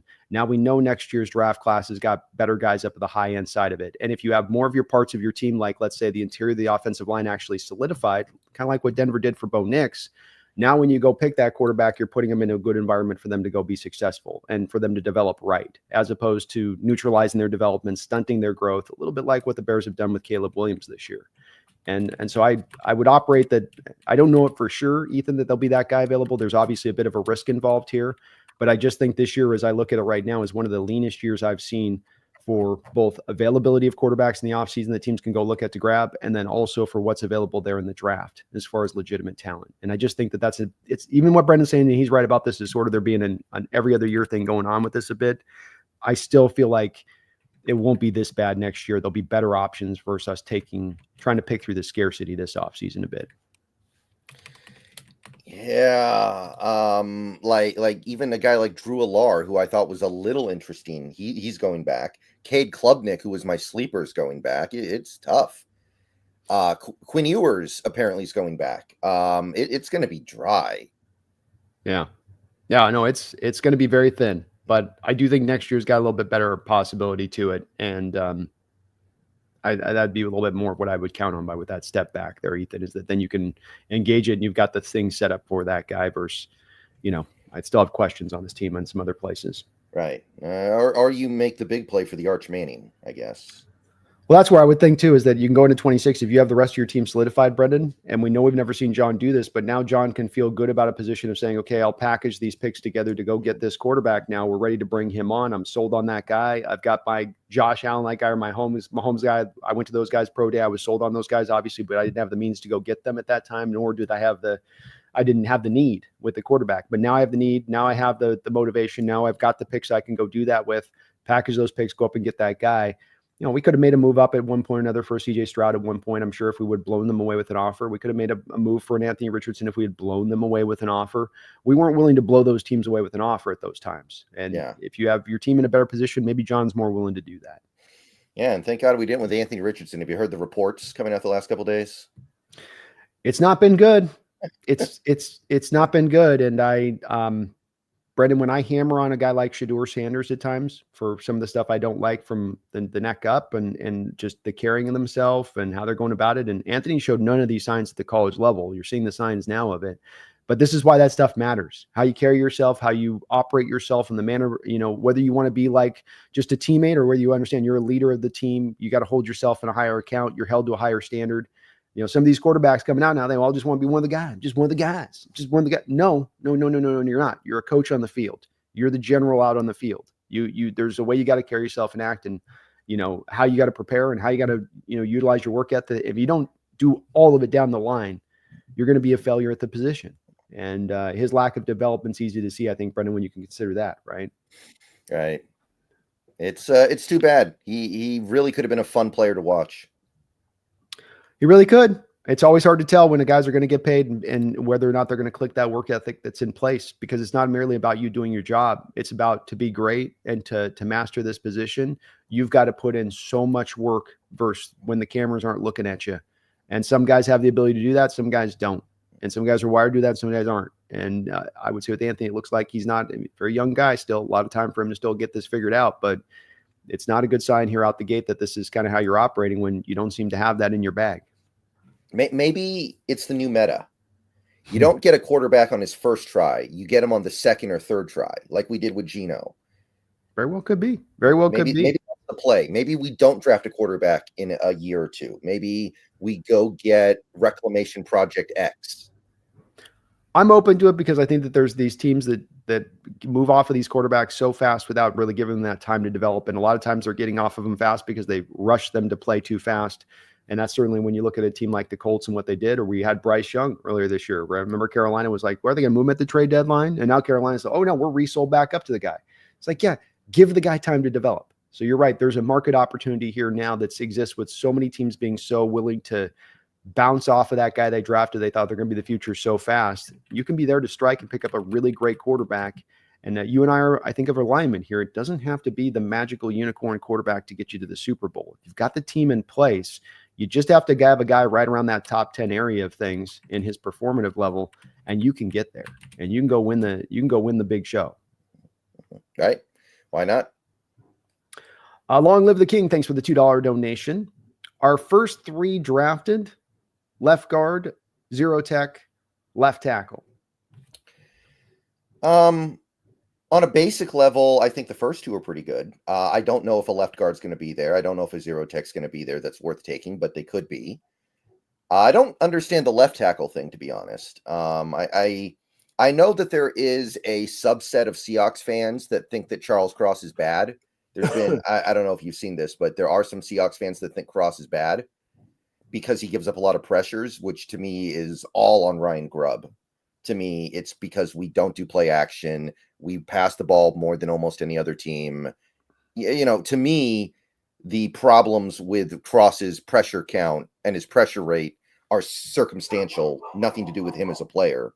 I don't know if you have an opinion on that, but that's been a debate. He's perfectly fine for us left tackle. We got so many problems across the board offensive line. He's not one of our major problems. And the part of the pressures that go up, Brendan, you notice that they don't reference it as pressure percentage rate.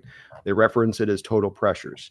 Right. Well, you have a team that's one of the league leaders in passing attempts in the sport, i.e. there's going to be a much more higher probability you have offensive linemen with higher total pressures in general because you don't run the freaking football and you're 30th or 31st in run rate in the NFL.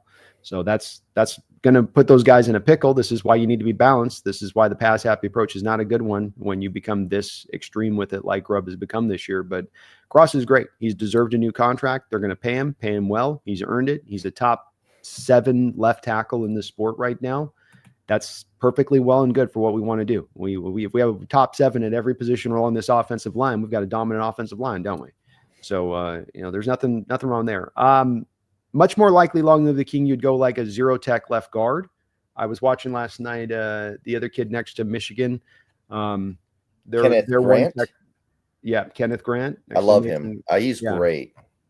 He's to me, I don't put zero techs in this place, Brendan, but what is it about Jordan Davis that allows him to be picked at 17 in the first round, 18 in the first round a couple of years ago that wouldn't allow this guy to be selected in that same place? Like Jordan, he's stout at the point of attack, and he gives you some pass rush from the nose tackle role.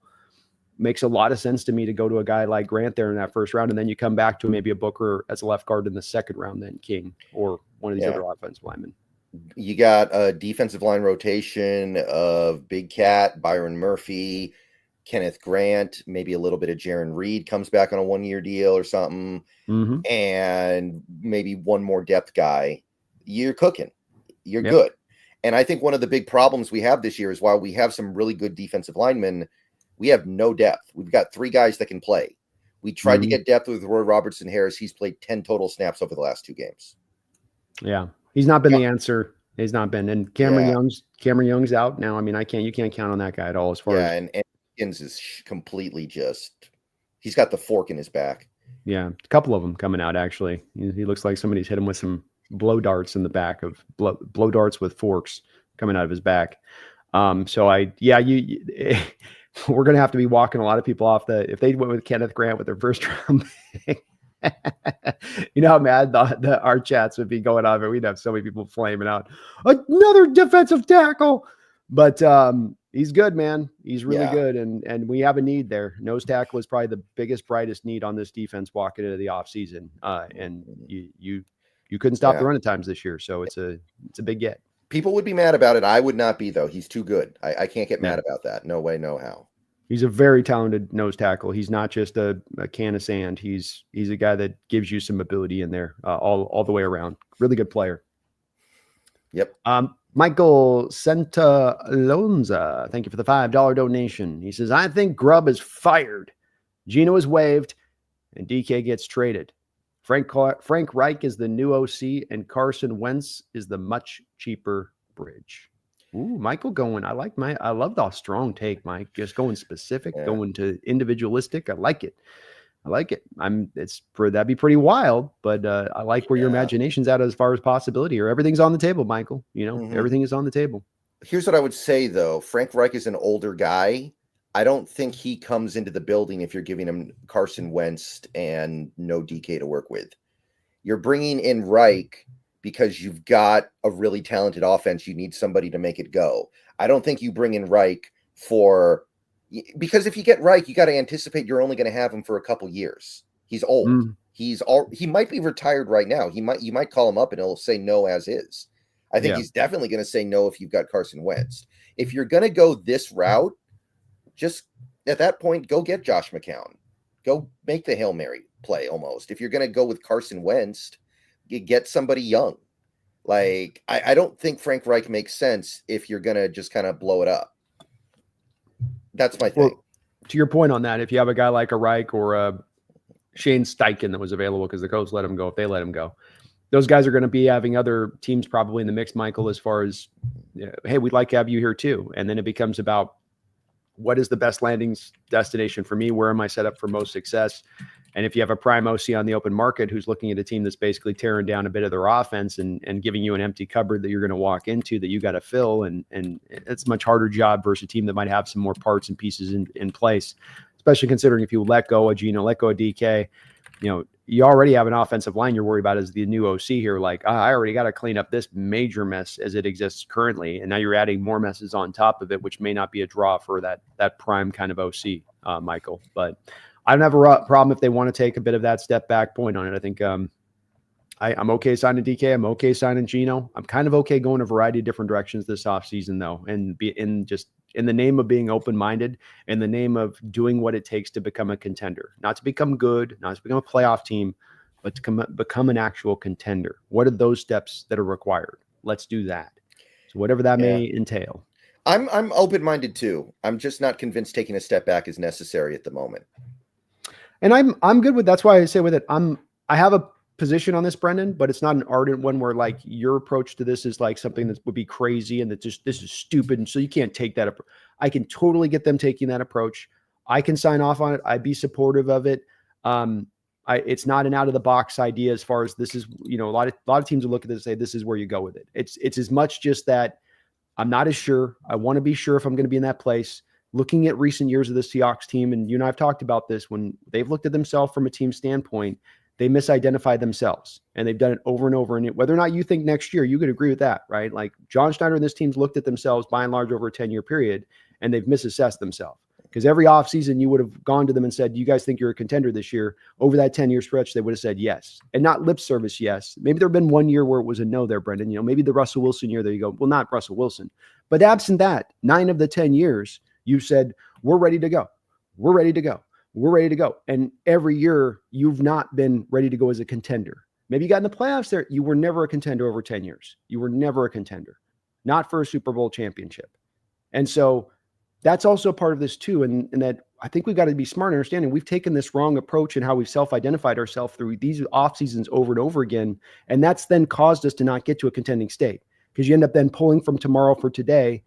And then Brendan, you get to tomorrow and hey, guess what? We got $30 million of dead money on the cap this year for Quandre Diggs and Jamal Adams because we made go for it moves back then because we thought we were better. That's when my worry kind of comes into place on this misidentification. Yeah, I agree. I think the most compelling reason to take a step back would be because McDonald wants to, because he wants to bring in his stuff. Like, I think if he looks at them, he's like, yeah, I just want a little bit of a blank slate to work with here. I think you definitely have to give him that.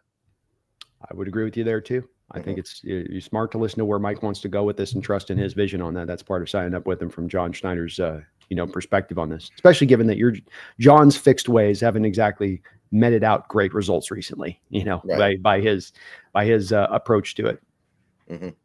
Thank you, Michael. I appreciate you for that $5. Dylan Sosa, thank you for the $20 donation. Dylan says, hey guys, not sure if you all heard, but Colin Cowherd said Seattle should do a 2nd and 4th for JJ McCarthy. Also, with pick 18, I'd like either Kelvin Banks, Jalen Walker, James Pierce, or Tyleek Williams. Who do y'all want? If you went up to Colin Cowherd in the street and you asked him to name 50 non-quarterbacks currently in the NFL off the top of his head, do you think he could do it? No. Yeah, I don't think he could. I don't know if he could get to 20. I think he only knows quarterbacks. Get JJ McCarthy out of here. People keep talking about that. Get him out of here, okay? What has he done since he got drafted other than suffer a major injury? Like, give me something else, please. Yeah, I mean, it's Dylan on this one with both me and Brendan. You're talking to two guys that were not big JJ guys coming out. And both of us had also noted at the time, this guy's got a little bit of a slider build. We're a little bit worried about his ability to hold up as far as from a health standpoint. Then he doesn't even go out and play one single game, basically gets himself injured in practice and misses his whole first season.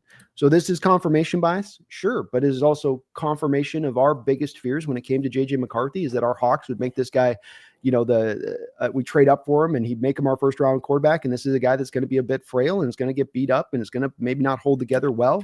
And that this is even now more of an issue for me with going forward with him on this. I also think that a 2nd and 4th is not going to get the job done for JJ.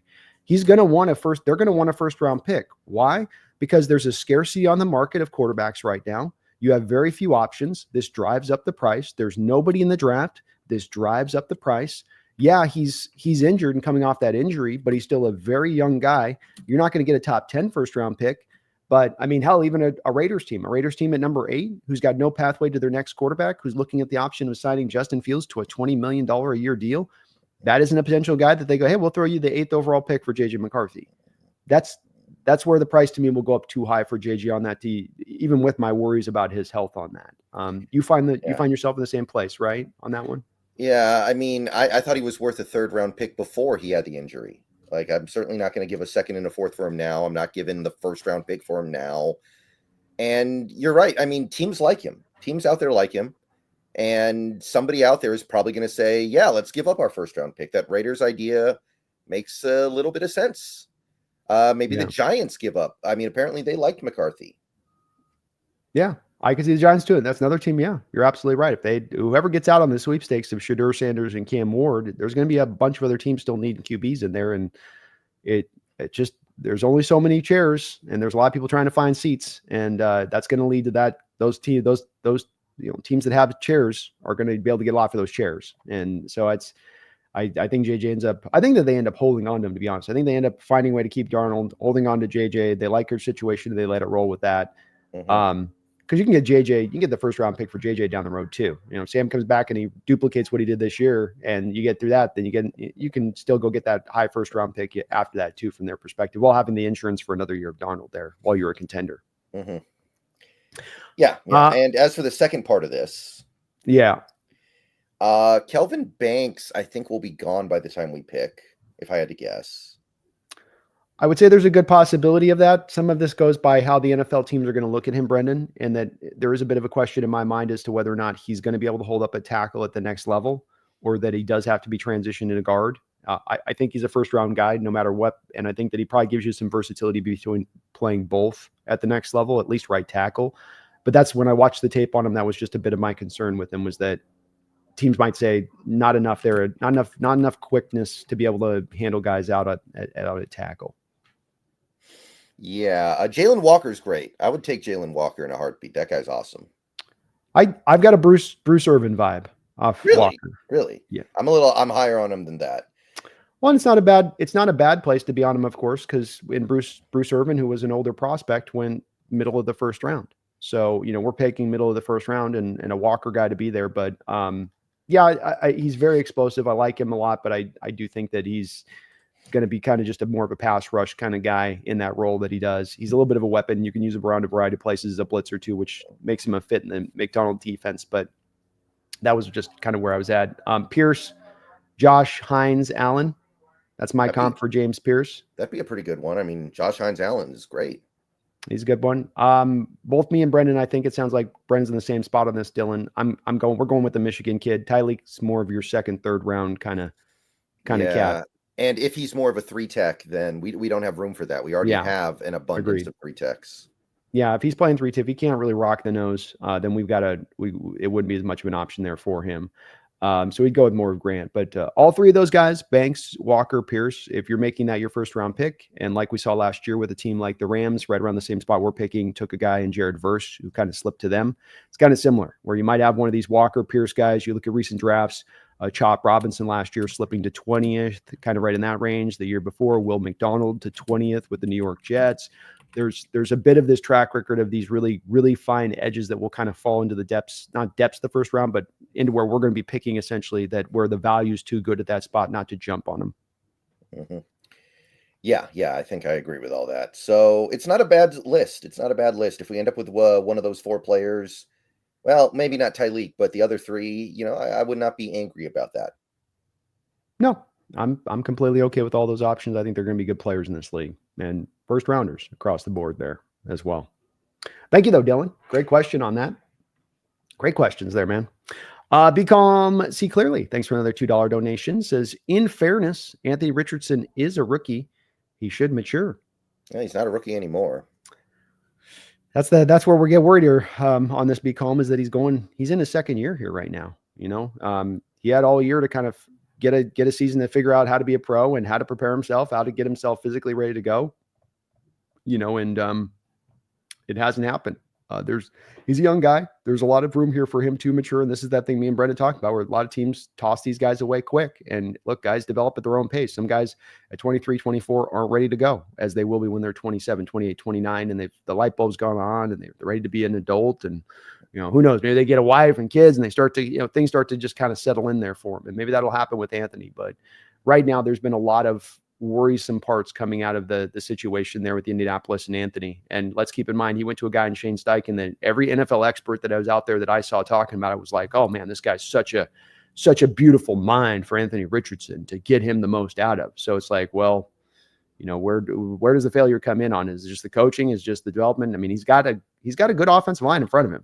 He's got a Bo Nix like offensive line in front of him too. It's like they gave him some guys to throw to on the outside there as well. And so you can't just go to it where it's like, well, he's got nothing to work with and he's out there having to Superman it every week. It's not the case with him. Yeah, maybe he needs to get his jaw broken over a gambling debt with one of his teammates and then go be backups for 8 years, and maybe he can follow the Geno Smith train. But I'm not optimistic about him right now. I was already a little unsure what to make of him when he came out in that draft. I wasn't really sure what to think about him, but now I'm kind of like, I think I know where this is going, unfortunately. Yeah, don't like to see it, but the one thing I was also on record saying here, Big Calm, that's been proven true on this when I said you drafted Anthony Richardson, is I said when you draft him, you're going to need to sit him for 2 years. Nobody wants to hear that. Everybody wants to draft the guy and play him instantaneously, but I said that, look, he's got 13 starts at this college level. He's a really young kid. You're going to need to give him that time on the bench to sit and learn before he's going to be ready. And I think that's been proven true because they've tried to trot him out there, be calm, and they've tried to run him with read option stuff. Even after he gets injured, then have him rerun the read option stuff. And even after he got injured after that, have him continue to run the read option stuff. Well, why? Because they don't trust him to run a normal offense. And why don't you do that? Because he's not ready. And he's not ready because he's too young. You should let him sit. So this is a guy that, in my opinion, would have benefited from that time to sit. Probably hasn't been able to develop his game as well as if he's just sat. And they said, this is your role. Learn it. Get good at that. But that's the failure of Indianapolis, and that's why they've sucked for many years now. That's why they aren't winning, is their approach, and especially their approach to the quarterback position is broken. Mm-hmm. That's right. Hand Grenade, thank you for the $5 donation. Hand Grenade says, with the state of our interior O-line being, to put it nicely, bad, is it bad enough to the point where you pick over value, where who you get can't be worse? I think what he's saying is, do you reach to make sure that you address the interior offensive line, even if it's not the best player on your board? And I think you can a little bit, but I think you also have to be, you don't want to Jermaine Ifedi this, right? Because that's what Jermaine Ifedi was. We need an offensive lineman. Go get an offensive lineman. It doesn't matter if he should be like a 4th round pick. Just get him. Like, you don't want to Jermaine Ifedi this. That's what I would say. But you can overextend yourself a little bit, I think. Yeah, I'm willing to overstretch myself a bit here too, Hand Grenade. I think to Brendan's point on this with Jermaine Ifedi, you were taking an offensive lineman who was really raw, but who Tom Cable loved his natural traits that he had: size, length, power. Tom's like, I can work with that. I'll refine it. And of course, Tom wasn't much of a real refiner when it all came down to it. So if you're going to go for this stretch guy, to my point on this is that you go find the guy that's got all of those. You're not looking for an Anthony Bradford, well, he's a 97th percentile, but he's only played offensive line for 5 games. You're going to get a guy that's played a lot of the sport, who's really refined, who's really ready to go when he walks in the door, that there's not as much that question there that exists with him. So I'm willing to do it, but I don't want to do it for the Jermaine Ifedi, like Brendan says, that raw guy. You're going for the guy that there's a lot more certainty in you knowing what you're getting. Maybe you don't get as high of the ceiling, Hand Grenade, but you at least get the high floor. And that's something that you didn't know that was something you weren't assured with Jermaine that you were going to get. Yeah. Thrill House, thanks for the $2 donation. Says 6'5" Rourke quarterback. Ursary pick. Is Barron another ET? Okay, so one at a time here. Rourke is the Indiana Hoosiers quarterback. Yes. I like him.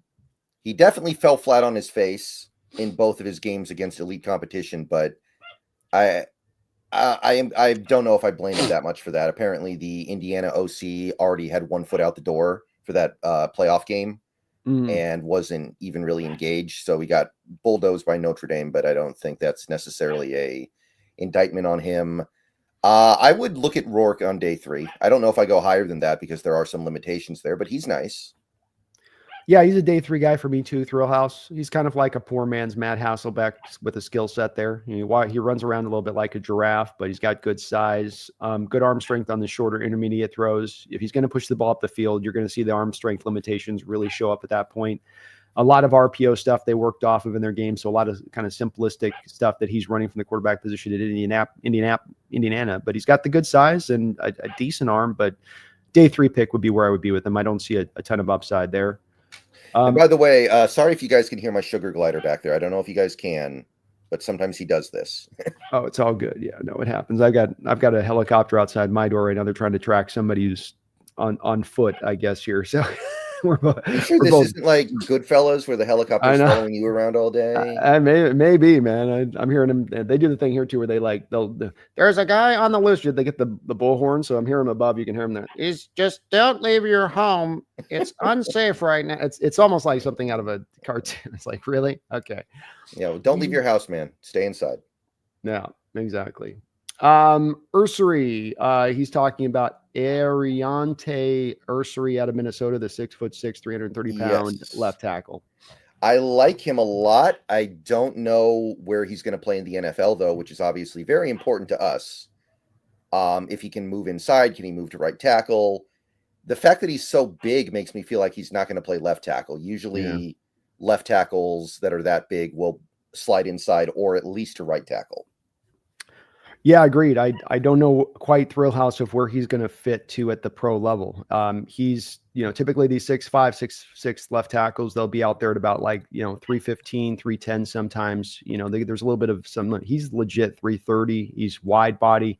If there is a guy that you would look at who would be a candidate to kick into left guard, this guy would be with that kind of body style he has and with the weight that he has there. Now he's 6'6", and he's not a pure bender for the position. So there's a little bit of a worry about him able to win the leverage war inside when you kick him in there at the left guard spot. But I do think there's a real potential of having to kick him inside, mainly because of the fact that he's missing a little bit of athleticism. I think that the pro level is going to want for a left tackle. But then that goes, does he have enough for right tackle? Does he have just enough to get done out there? Maybe. But I'm in a question mark spot when it comes to Ursary. Yeah, I am a fan, but I just don't know where he's going to excel in the NFL. Yeah, I don't either. I mean, there's NFL traits there. It's not completely refined, and there's a variety of positions he might end up playing there, Thrill House. He's an interesting prospect, probably a day 2 guy, but hard to say exactly where he fits in at the pro level necessarily at the moment. I'll be looking at some more tape on him, but don't think left tackle is where he lands. I do feel good about that, where I just don't think he's got enough. He gets too panicky out there left tackle, dealing with the twitchy guys. So maybe right tackle, but maybe guard too. Right. Barron. Jahdae Barron, the Texas cornerback / linebacker / safety. I really like him. I don't think he's the next ET. I think he's a guy you want to put on the field for passing downs at linebacker and maybe a little bit of slot corner. But I do like him a lot. He's a playmaker for him. Yeah, I mean, I think my comp would be more closer to a Jamal Adams kind of type in his game more than it would be an ET type.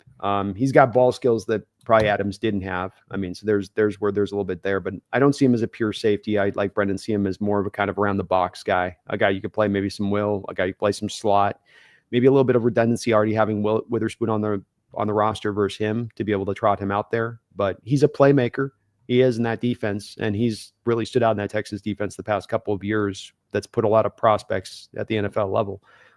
You just see him. He's a ball of energy out there. He's flying around. Mm-hmm. Big time playmaker. I actually like Makuba too, this Texas safety. He's got some great measurables. He's the guy who had the pick in overtime to seal the game. Oh, okay. I haven't a chance to take a look at him as deep, but I'll take a look at him. I'm sorry. A lot of talent. Yeah. That's what I'm saying about this draft. There's some good talent. It's just not at the traditional places people like it to be, which is what's had people out on it at times. But this is an all-time great running back class, I think. Might be, man. It might be. I've got Cam Scatterbo going in the 5th round, but that's as much going to be because of, I think, where the talent is in this draft and where it's at. Yeah. And You Well, know, he lost like a fifth of his blood on the field yesterday, so it's hard to take him that high when he's got that's that true. going on. That's true. He's a fun runner though. He fights his Oh yeah. ass. He's like Marjan, man. He will give his life up every carry to make you have to tackle him, which is always what you love in your running backs. Never Mhm. die easy. Never die easy. BB More Seahawks, thanks for the $2. Don't know. Says IMO is Shadur Sanders. Shadur Sanders is overrated. Any thoughts? It sure seems like he's a guarantee to go in the top 3 now. So I'm going to go ahead and say, yeah, he's probably overrated. There was a time earlier this year where it felt like maybe he was going to slip. It's just not happening. So I'm going to say, yes, overrated. Yeah, he's overrated for me as well. If Shadur Sanders came out in last year's draft, he would have been taken after Michael Penix, after Bo Nix. He might have gotten the first round, but it would have been probably the 20s. This year, he's probably going to go number 1 overall. That's the scarcity of the position. That's the scarcity of quarterback draft prospects that exist in this draft. That's not because of how talented Shadur Sanders is. He's got some talent. He's got some toughness in the pocket. But it's like, it's B plus arm for a prospect at NFL caliber level. It's B plus mobility, maybe at an NFL level. To me, I want more sizzle if I'm taking a number 1 overall pick. This is a little bit of like to me, back in the day, Tim Couch kind of number 1 overall pick, where it's just being driven by the team's needs as much as it is by how good the player truly is. Yeah. So you think he's QB7 last year? Mm-hmm. Yeah. I mean, that's pretty damning right there. Yeah. Yeah. And I don't think it's even a controversial statement to say that, Brendan. Yeah. I think you take 32 NFL evaluators and they would have seen it the same way. They might add some difference of those other 6 about where they ranked above in front of him. But as far as him being the 7th guy, I don't think there would have been any doubt about it. Some people probably would have had him over McCarthy. I think there are some evaluators that were low on McCarthy. That's possible. The people that loved him though. Yeah, oh, yeah. people that were just like head over heels with him that were in on him. So yeah, I agree with that, Femi. I think we're both in the same camp on that one. He's got some upside, but just you want to be picking that in the 19, 24. I don't want to be taking that. Same thing with Cam Ward. I want to be taking that at 26, 27th. I don't want to be taking that at number 3. No. Yeah, yeah. I mean, I think Cam Ward would be QB7 in last year's draft still. Yep, 100%. Yeah. Agreed. No, it's you don't like that. You don't like being paying that guy. That makes you nervous when you understand that. Absolutely. Be calm. Thanks for all your donos today. Really appreciate all that support. Says, I hope Ryan Grubb got security. It's always beef, dead serious, and whoever we draft, he's gonna punch Grubb on site. That's Be Calm's thing with this. I hope Ryan Grubb got security. It's always beef, dead serious. It's on site. He says, yeah. And whoever we drafted quarterback should sit 4 more games. Start Howard, whoever. Yeah, that's when you call Luigi, right? When your team has an OC that just isn't getting it done, you call Luigi up, right? That's right. Hey, we need you in here, buddy. Get your hoodie. Get your hoodie. But you better be on the lookout for you, Be Calm. I know you're serious with it on that. Yeah, if you draft a quarterback, I think that you're going to have somebody in there competing. Is it Sam Howell? Is it another guy? You probably maybe look for more of a stable vet behind the rook at that point. I don't know if Howell remains, or maybe you roll with 3 quarterbacks at that point. But you do try to get a little bit more of a competition in there. You're not going to want to just have the rookie out there rolling at that point if there's some other options. I mean, that's not the ideal, I don't think, for either of these guys. Yeah, you kind of find maybe a little bit. Maybe you go get Jacoby Brissett. That seems to be his destiny in life, to be the starter ahead of a young quarterback who isn't quite ready to start. Maybe you go get Joe Flacco. Let him continue his retirement tour. Could be that. Could be a Flacco type. There's a couple different directions they might look for some kind of bridgy quarterbacks in there around that. So it's possible, but I think you're right. I don't think either of those guys. I could see if you're drafting those 2 guys, Be Calm. It's hard for me to see either of those guys starting immediately for you, unless you're just sort of punting on the whole season. Mm-hmm. Right. Radu Turkan, thank you for the $2 donation. Says, you want to stop the run? Get Desmond Watson, 400 pounds. Isn't that Florida guy? That big old. Yeah. I haven't seen him on any big boards, so I guess they must figure that if he tries to play in the NFL, he'll be dead in like 20 snaps or something. Yeah, nobody wants the Corey Stringer situation on their hands. Like, yeah, you worked him too hard. He's 400 pounds. He's a heart attack waiting to happen. Yeah, don't you feel like some of these old NFL players were probably about 400 pounds, like Vince Wilfork? Oh yeah, Like, so it's 100%. not unheard of. No, no, it is. It is. We've seen this at times with some of these nose tackles, though, and that it used to be in the day when you had the refrigerator paratypes or the Packers with their Gilbert guy back in the day. You could just have the 400-pound guy that just all he needed to do is move a step to his left and a step to his right. You got to be a guy now with the stretch run game that exists in the NFL to be able to get out there with some kind of burst to the edge to be able to help it out. So it's just harder to be as much that just 400 pounds. That's my main skill set, is just being a large human being. Got to be a large human. We've seen plenty of these nose tackles that have been like that can't move, and they wash out at the NFL level. That's why I like Deonte Walker on Kentucky so much. He's a big dude like that, but he can move. He can. His cottage cheese belly drives me crazy, though. I hate bad bodies on college football players, and that I don't know if I've seen a worse belly on a defensive tackle in recent history. I mean, there's no muscle in there. Take a look at it, man. It's cottage cheese coming out the bottom all the way on him. It's like yeah. You're not lying. You're not lying. It's I get worried with him. He moves weird. He does move like he doesn't move like he should for his size. That part's true. I mean, he's a legit talent, but we've seen some bad body prospects come through, Brendan. They make me a little nervous.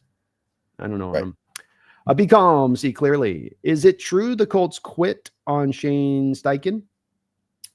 Hard to judge these things. Yeah, it's tough. I mean, with the team's basically out of the playoffs for the most part, they've got to win every game at the end or do some crazy thing to make it happen. I think there's a natural checking out in order that occurs on those teams as it is, especially for a Colts team that hasn't had a lot of success in recent years. So it's possible that could be the case. And I know Colts fans and the national perspective on this is going to be that Shane should have done more with this team. And maybe that's fair on that. I did think that Shane got a little bit like crowned as this offensive genius type before he'd actually kind of fully earned it. But it's possible. It's possible. I hadn't heard anything with certainty on that being home.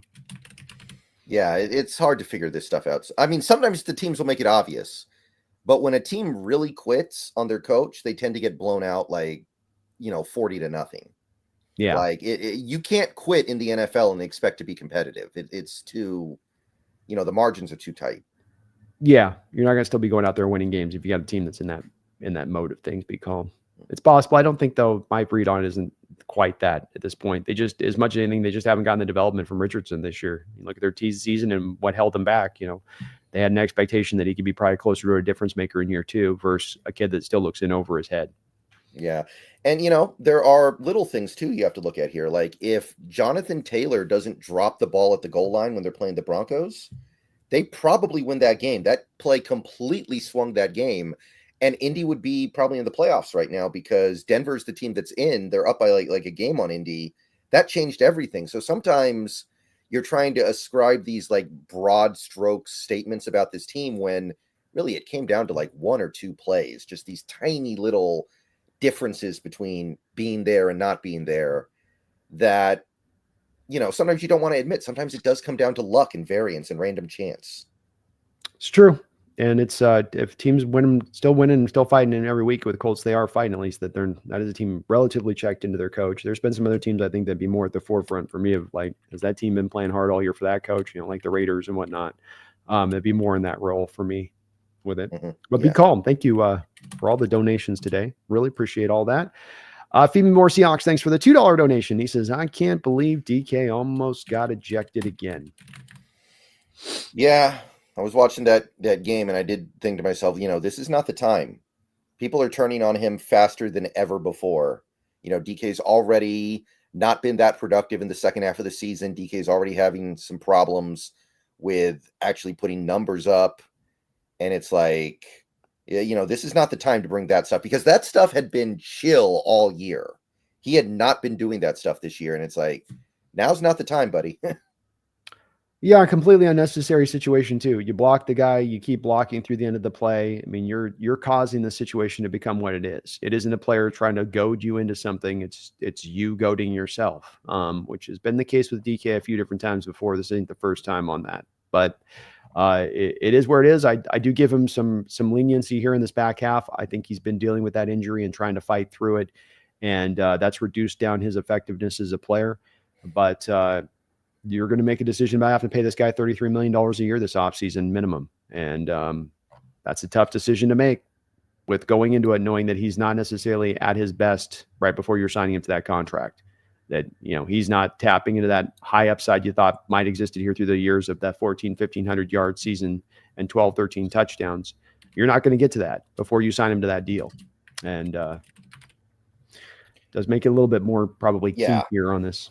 Yeah, and this is coming from people who have never advocated for doing anything other than making DK Metcalf a lifelong Seahawk.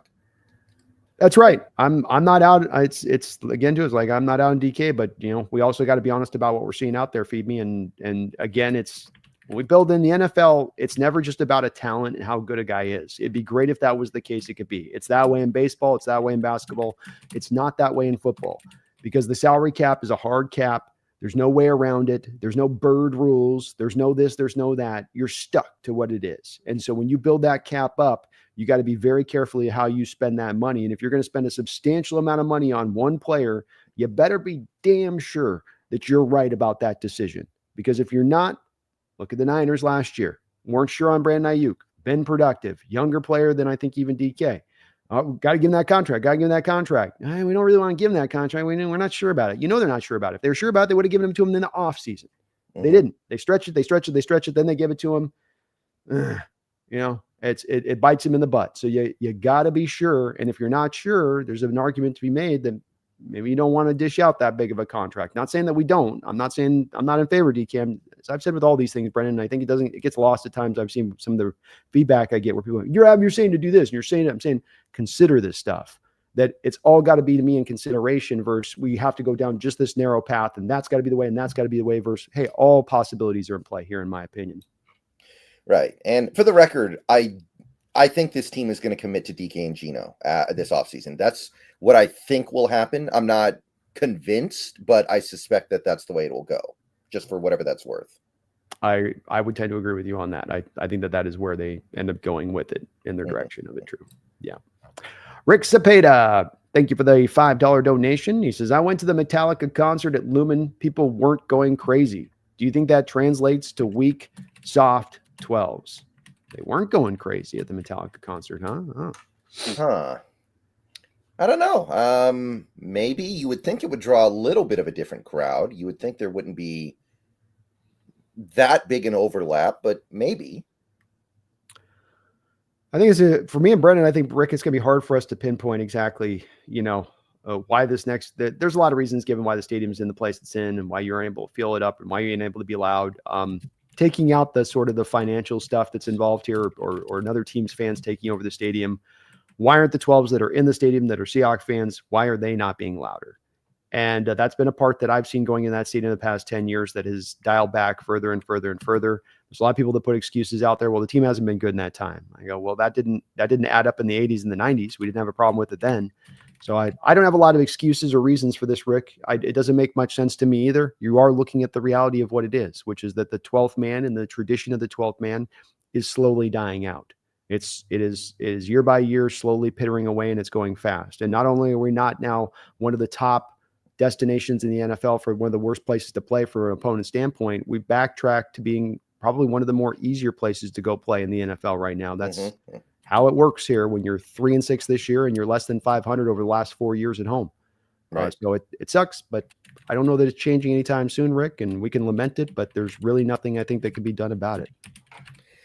Yeah, I mean, maybe it's just as simple as money, I guess. It's more expensive to go to games than ever before. I guess that's probably part of it, but we're not the only team that charges a lot of money for people to go into those stadiums. So I don't think that's all of it. I mean, I think there's a part of that to it, but at the end of the day, what you end up having here, whether it's money or not, is you have somebody standing there in a Seahawk jersey or in Seahawk colors who's a Seahawk fan who's silent. And I don't know how money translates to this where it's, well, once you become affluent, and you start making hundreds of thousands a year, now you can't be bothered. That seems to be what people are telling me on this. I don't get how that's that way. But the bottom line is that you have Seahawk fans in that stadium wearing Seahawk colors who are the next generation to come on from their parents, from their grandparents, who are saying, I'm not going to do what my grandparents and parents did. And some of it can be blamed on this monetary situation, but I don't think it's an end all be all. Some of it's just this generation dropping the ball in the way that my generation and the way that my parents' generation did not.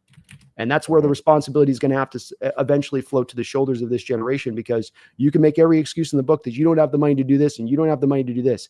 This tradition's dying.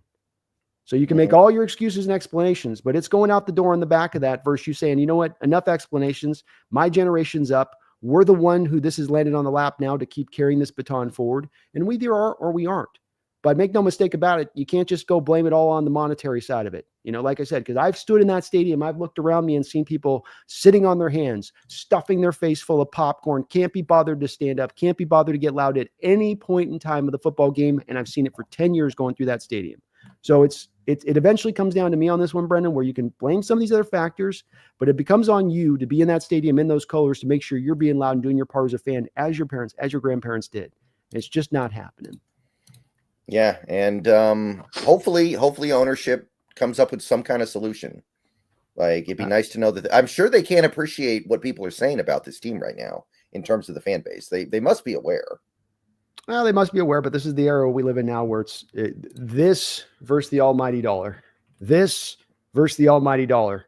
What's going to win out? Almighty dollar. And this can be anything, Brendan. You know, this can be, you know, quality movie that's got a great storyline. What's the almighty dollar tell? Well, crap movie that appeals to all the generalized audiences throughout the globe. Well, that's what we're going to go to. So it's like, until this ownership group shows me that that's not the end all be all of what's going to push them on this, I have a hard time seeing them do many things to actually correct the situation. I think they just want the seats. They don't care who fills the seats, as long as the seats are filled, and they don't really care if it's loud. Just fill the seats, make sure we're selling it out. That's all that matters to us at the end of the day. Mm-hmm. Right.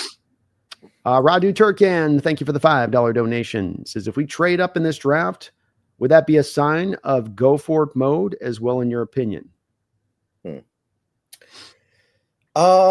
Interesting one. I don't really want to trade up in this draft. I don't know what you're trading up for. That would be so great that it's worth trading up for. I think that let me build up on Radu, what he might mean on this. There's 6 blue chip prospects in this draft, right? Let's say 6, 7, 8, wherever you may be on it. And that he's maybe going to say, okay, well, I'll move these picks because I don't like as many of the draft prospects through day 1, day 2 of the draft where we're picking. Let's go get one of the real few blue chippers in this draft and to get a difference maker on this team. Yeah. I mean, that would certainly be a go for it move. Unless you're trading up for like a quarterback. Like if you traded up for a raw quarterback prospect, it would probably be a relatively strong go for it move to trade up. I don't think that we will, and I don't particularly want to. I don't feel like we need to, but yeah, that would, to answer this question, yes, absolutely.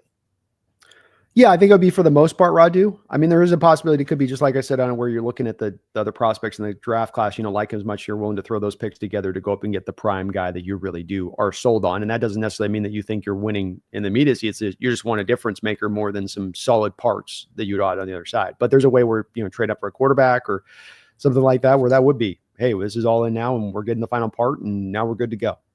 So it would in general terms, but there is a way, Radu, where it could be just representative of the fact John looks at this draft class and says, I don't like the rest of this class. You know, I don't think we're going to get a lot of guys that are going to be able to make noise on this team in the second, third, fourth round. So I'll throw this package of picks together and make this work in a different way.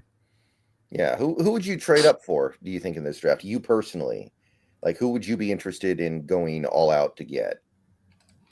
Like yeah. How about where's that name up here? Goddamn, where is it? Travis Hunter.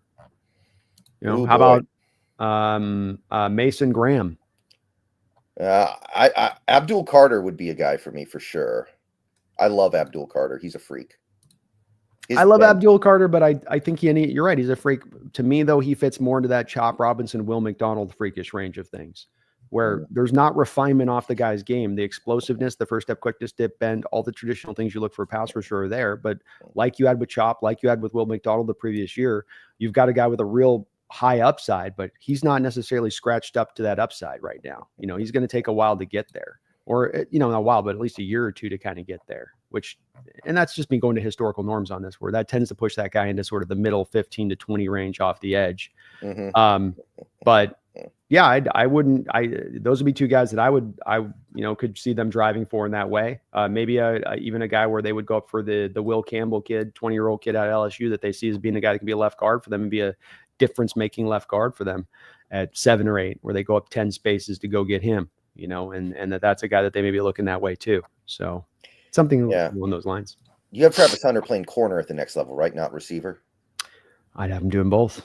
He Really? wants to do both. He said he's insisted on doing both. So I don't think whoever drafts him, I think has got to sign up for doing both. I don't have him do a lot of it, Brendan. He ain't going to run out there as a 24/7 guy, but can I work him out there in packages? Sure. You got to x-ray him first and see if he's got like Secretariat's lungs or something. Yeah. Well, that's where that's where too, you're not going to run him out there, half the snaps offensively, but Deion Sanders back in the day, they would put the Cowboys would put together 14, 15 packages a week for him offensively to go out there as a wide receiver, and it's very specified. And you're not overusing him too much at that point. You're finding a nice balance. And let's face it, Brendan, with the loss of Tyler Lockett, having a guy who could come out there and be a bit of a difference maker for you at the wide receiver position with 15 to 20 snaps a day gives you a bit of a 2-for-1, 2 birds, 1 stone here a little bit, and your maybe ability to address that in getting Hunter at that point. Yeah, I mean, we kind of have needs in both spots, right? We need another receiver because Lockett's retiring, and if Woolen's done, we need a corner. We need another corner. So that would kind of take care of the issue. I'm just saying. Mm-hmm. Thank you, though, Radu. Appreciate you for the dono. Dogzilla, thanks for another $2 donation on your part. Says, what stadiums have the most energized fans right now? Arrowhead's still pretty legit, isn't it? Arrowhead's legit. I think they're probably still up around that number 1 side of things. Buffalo, Green Bay would be two stadiums that I would say are 2 of the better ones out there right now. Detroit, I think, has become a really cool environment there for that team that they get to play in within there. What else? That might be, those might be the best ones. I can't think of anything else that really stands out. Eagles fans are ruthless, so maybe Philadelphia. Yeah, maybe Philadelphia on that. There's maybe not as much House of Horrors type areas to go and play into as there once was. I think some of the stuff going on with our fan base, it's valid to say that there's some of this going on in a lot of other cities too as well with, just it's not as once energized as it once was and going on the road. It's not as bad. I think across the sport, you say teams having a lot more success playing on the road than they ever have had in recent NFL history. That's representative of the fact that the environments are just not as bad to go into. Yeah. Great question, though. Thomas Cox, thanks for the $5 donation.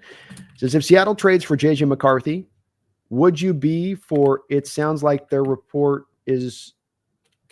Would you be for it? Sounds like the report is coming out that they want to keep Darnold and listen to offers.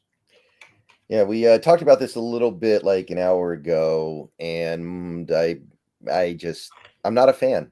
I think he was worthy of about being a 3rd-round pick last year, and my value on him can only go down after he suffers that injury. So I'm not into it. I'm same place on this one, Thomas. I'm not a big JJ guy.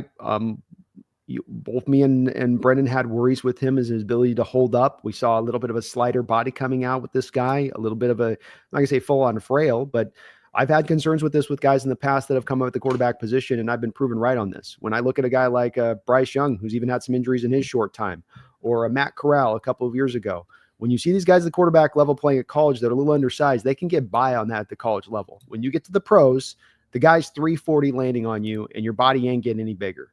And I see him already having this injury before he's even gotten the field to take any of that pounding. And it's only got me more worried, especially to be giving up a 1st-round pick. I think it'll be null and void on this, Thomas, because I think that there's somebody who's going to offer a better pick than what we could offer on this, which would mean we'd have to go over the top of that offer to get him, which I really wouldn't be in favor of. But I just come back to my pre-draft evaluation on this, Thomas, going, look, me and Brendan were right on this one. McCarthy might end up being proven to be a player. He might be a guy that can touch onto that upper level of talent. But so far as we've gone through the process here on JJ, we've hit this one out the park. Our assessment on that's been correct. So So far, I, so far, I so good. and I'm open to us being wrong on this down the road, but that's, if we're proven correct so far, that was our assessment. It's hard for us to pivot off that right now, being that that's the reality we're kind of facing with him on it. So yeah, it's and I still do maintain, Thomas, I'm not sure Minnesota is going to really move him at this point. To move him, they've got to eat a lot of bonus money. And that means they're going to want all that much more capital coming back. To me, it makes much more sense of you have him come back 100% healthy. You've got him there as a backup for a full year and in development behind Darnold. And if anything, his trade value only then goes up next year versus where it would be at right now. I don't think that it would go down. Yeah, probably. I mean, I guess maybe you see what he does in the preseason a little bit, and that could influence things a little bit, but they could go up. What if he plays really well?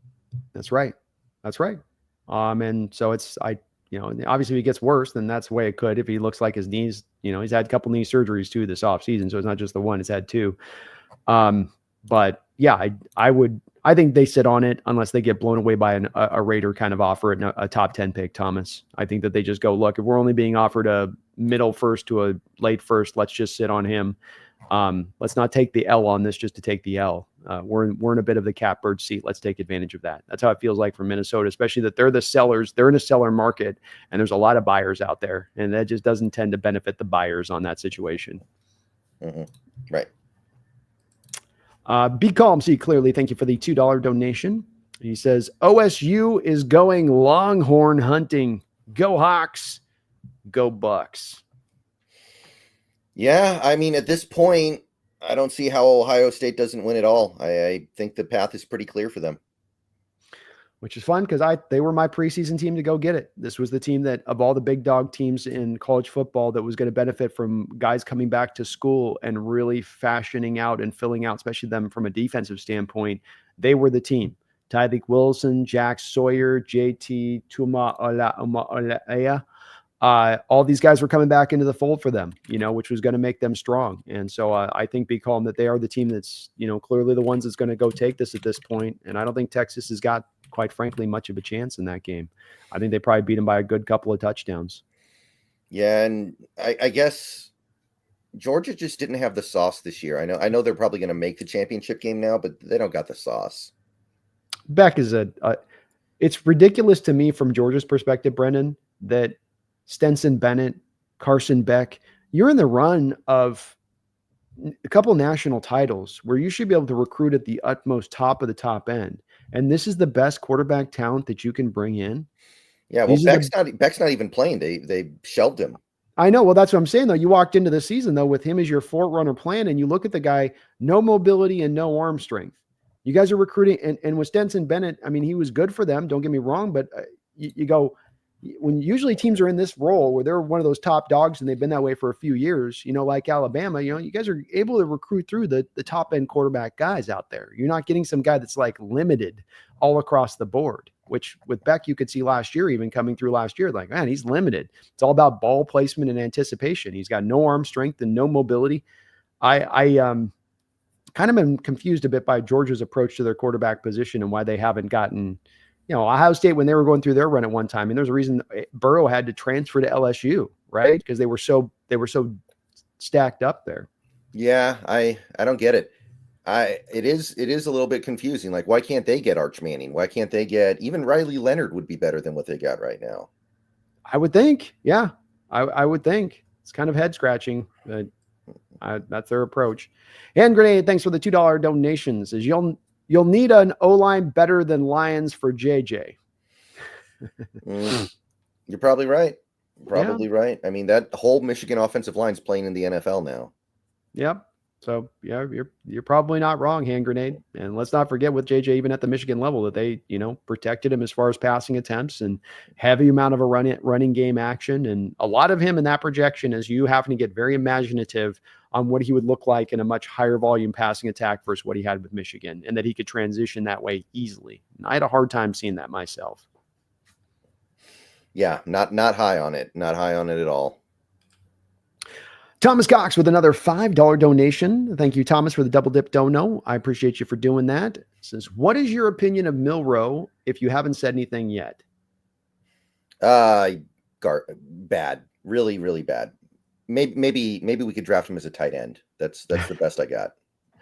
Yeah, he's dipped down in my boards recently here, Thomas, more and more. I thought he'd kind of come forward this year a bit as a passer by what I was hearing from a narrative standpoint. And I think DeBoers has helped him a little bit, but he had so far to go. And he's just not a natural thrower back there. He's a running back playing the quarterback position. It's a little like Jalen Hurts, where the guy can show you some functionality from the skill set and being able to give you flashes of moments where you think, well, maybe there's just something there.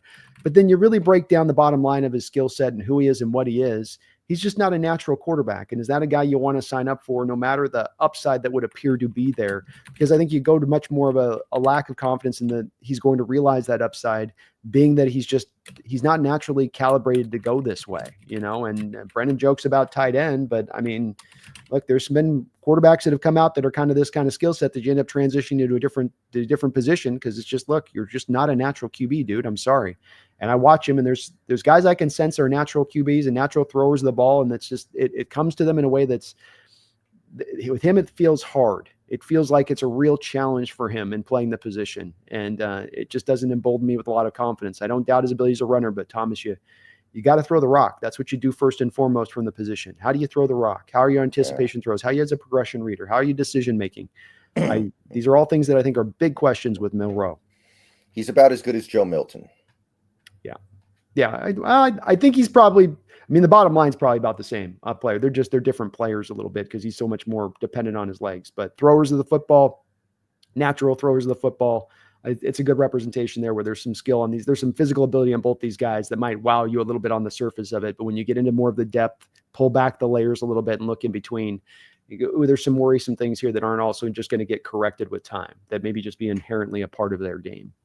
Right. Thank you, though, Thomas. I know you're big on Milroe. I'd be more probably, fourth round, maybe you take kind of somewhat of a flyer in there if you're going to go there, but not much beyond that. And he had a miserable bowl game. Oh, You guys we're still going here. All right, here we go. They're going to have us going all night here on this one, Brendan. Dogzilla, thanks for the $2 donation. Says quarterbacks are sexy, but not interior offensive line guys.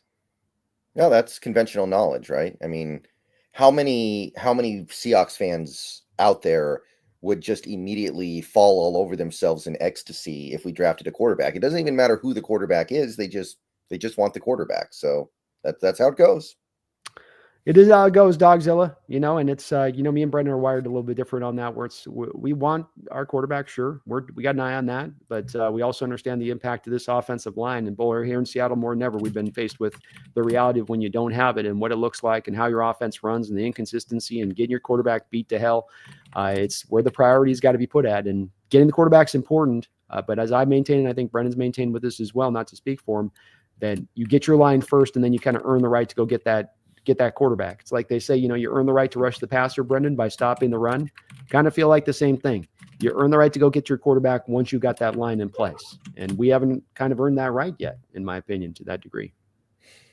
Yeah. And if your offensive line isn't good enough for Geno Smith, then I don't think it's going to be good enough for pretty much anybody else you can get. Yep. That's where we come back to Geno's maybe just the best answer here. And it's just, you got to take a bit of any port in the storm, maybe not the port you want, but the storm is every which way. And this just is what it is this offseason with the unique situation of the quarterback position. Right. Thomas Cox with another $2 donation. Thomas, thank you for all of your support today. He says, I was on the Milroe train till the bowl game. Maybe yours? Here's my thing with Ewers. He doesn't even believe in himself. Like apparently he's going to stay in college football again. He's going to go back and play for Vanderbilt or something. Like if he doesn't even think he's good, if he thought he was good, he'd go to the NFL. He'd start the clock on his NFL deal. But he's staying in college because he knows he can farm NIL money. And to me, that just says he knows that he's no good. So if he doesn't believe in himself, why am I going to believe in him? Yeah, with Ewers, Thomas, I'm with Brendan on this. The guy's he's settled out to what he is at this point. He's in a Texas program that's playing for national titles the past couple of years by the supporting cast he has around him, and he's struggled within that. It doesn't look like when you watch him and Arch Manning play like he's a better quarterback than Arch Manning right now, despite being an older guy in that system for longer. The system has got a heavy amount of manufacturing to make the quarterback position easy. So there's really rare that you have to deal with the throws in that offense where you're having to process, where you're having to make high level throws all across the place. It's kind of like he's got training wheels on an offense and he needs another set of training wheels for his training wheels. I've seen enough of viewers on this too, Thomas, from a physical standpoint. I'm not as big a believer in his arm talent as some people like to state it out to be. People really gush over his arm talent, and I think it's way overstated. And he provides you no mobility and a complete inability to really process and not have bad decisions come face. He's got that, here comes a bad interception 2-3 times a game on those rare throws where I've got to actually go through progression reading and decision-making and all of that. I really now am starting to struggle, Thomas, from the standpoint of understanding what is the draw to Quinn Ewers other than he was once a former 5-star prospect in college. Like, what is really the draw on this guy and what he brings to the field as a prospect that we're projecting, especially to what Brendan just said on this, Thomas, considering the fact that the guy, if he could go probably play 8 years in college, he would go do so. That doesn't speak to a guy who's, ready to go to the pros, in my opinion, and not a guy that I would want any part of in Quinn Ewers myself. Yeah, I mean, he looks like a quarterback, right? He looks like a quarterback. It's a little like Blaine Gabbert almost. It's kind of that effect, I feel like, where he looks like he should be a good quarterback and everyone thinks that he's going to be, and there's just not much there. Yeah. Or even Blake Bortles was I guess Blake Bortles had one really nice year, but overall he wasn't good. Kind of the same thing. And I think Justin Herbert saved that because he was supposed to be the next guy who was he looks like a quarterback, but he's no good. But Herbert's been awesome. So now people are like, oh, maybe that does matter again. Yeah. I think that's definitely got people a little tricked to your point on that. That's true. And he does look the part, does Quinn. It's just that when you watch him actually play the parts, it ain't there on that. And it'd be great if he developed. This is the way it goes, though. Some guys don't develop, and you can't get caught up on just that 5-star rating or playing at a major program. It's got to be the performance on the field. It's got to be the main thing that weights out at the end of the day. Radu, thanks for the $2 donation. He says, no super chats will not stop. Well, you guys are amazing on that, Radu, with me and Brendan every time we go live, where we're able to roll with you guys, just always stacking these donos up with the support. And we really do appreciate that here. We really do. It's part of what keeps the lights on for both me and Brendan on our side of it. And we're very thankful for all the support we get here. We both know this unusual thing with the online world on this, where you can go for a couple hours. We're going to go over 40 super chat donations in just a 2-hour period. That's quite unusual on this YouTube hemisphere. So we definitely appreciate it. Thanks, Radu. Yep. Thank you, Radu. El Nino, thank you for the $2 donation. Says Geno throws to open defenders way too often. Yeah, I've seen this sentiment a lot in this fan base, and I have to tell you, pretty much all the data contradicts this. I've actually made videos talking about this. I've talked about this in the Discord server. There are multiple places that chart throws, every throw every quarterback makes. And Geno Smith comes out looking really good in terms of turnover-worthy plays. He has a below-average percentage of turnover-worthy plays this season. He has the lowest bad throw percentage of any quarterback in the whole league. I'm not kidding, by a lot. He's actually at 10.3, and second place is at 11.6 or something like that. So I feel like I see sentiments like this, and I think we're watching Geno Smith every throw he makes. We need to watch some of these other quarterbacks too. They're making the same throws. They're doing the same things. We just don't notice it as much because we don't watch every game the same way we watch every Seahawks game. The Rams-Cardinals game on last Saturday, Matt Stafford, that was one of the all-time, I'm going to have all my interceptions get dropped. Yeah. Every single time. I'm going to throw it right to a defender 5 times, and every time it gets dropped. Every quarterback is doing that. Well, you mentioned Stafford, and the thing that Stafford's got in comparison to Geno Smith that's equivalent is Stafford has had a bad offensive line and pass protection this year.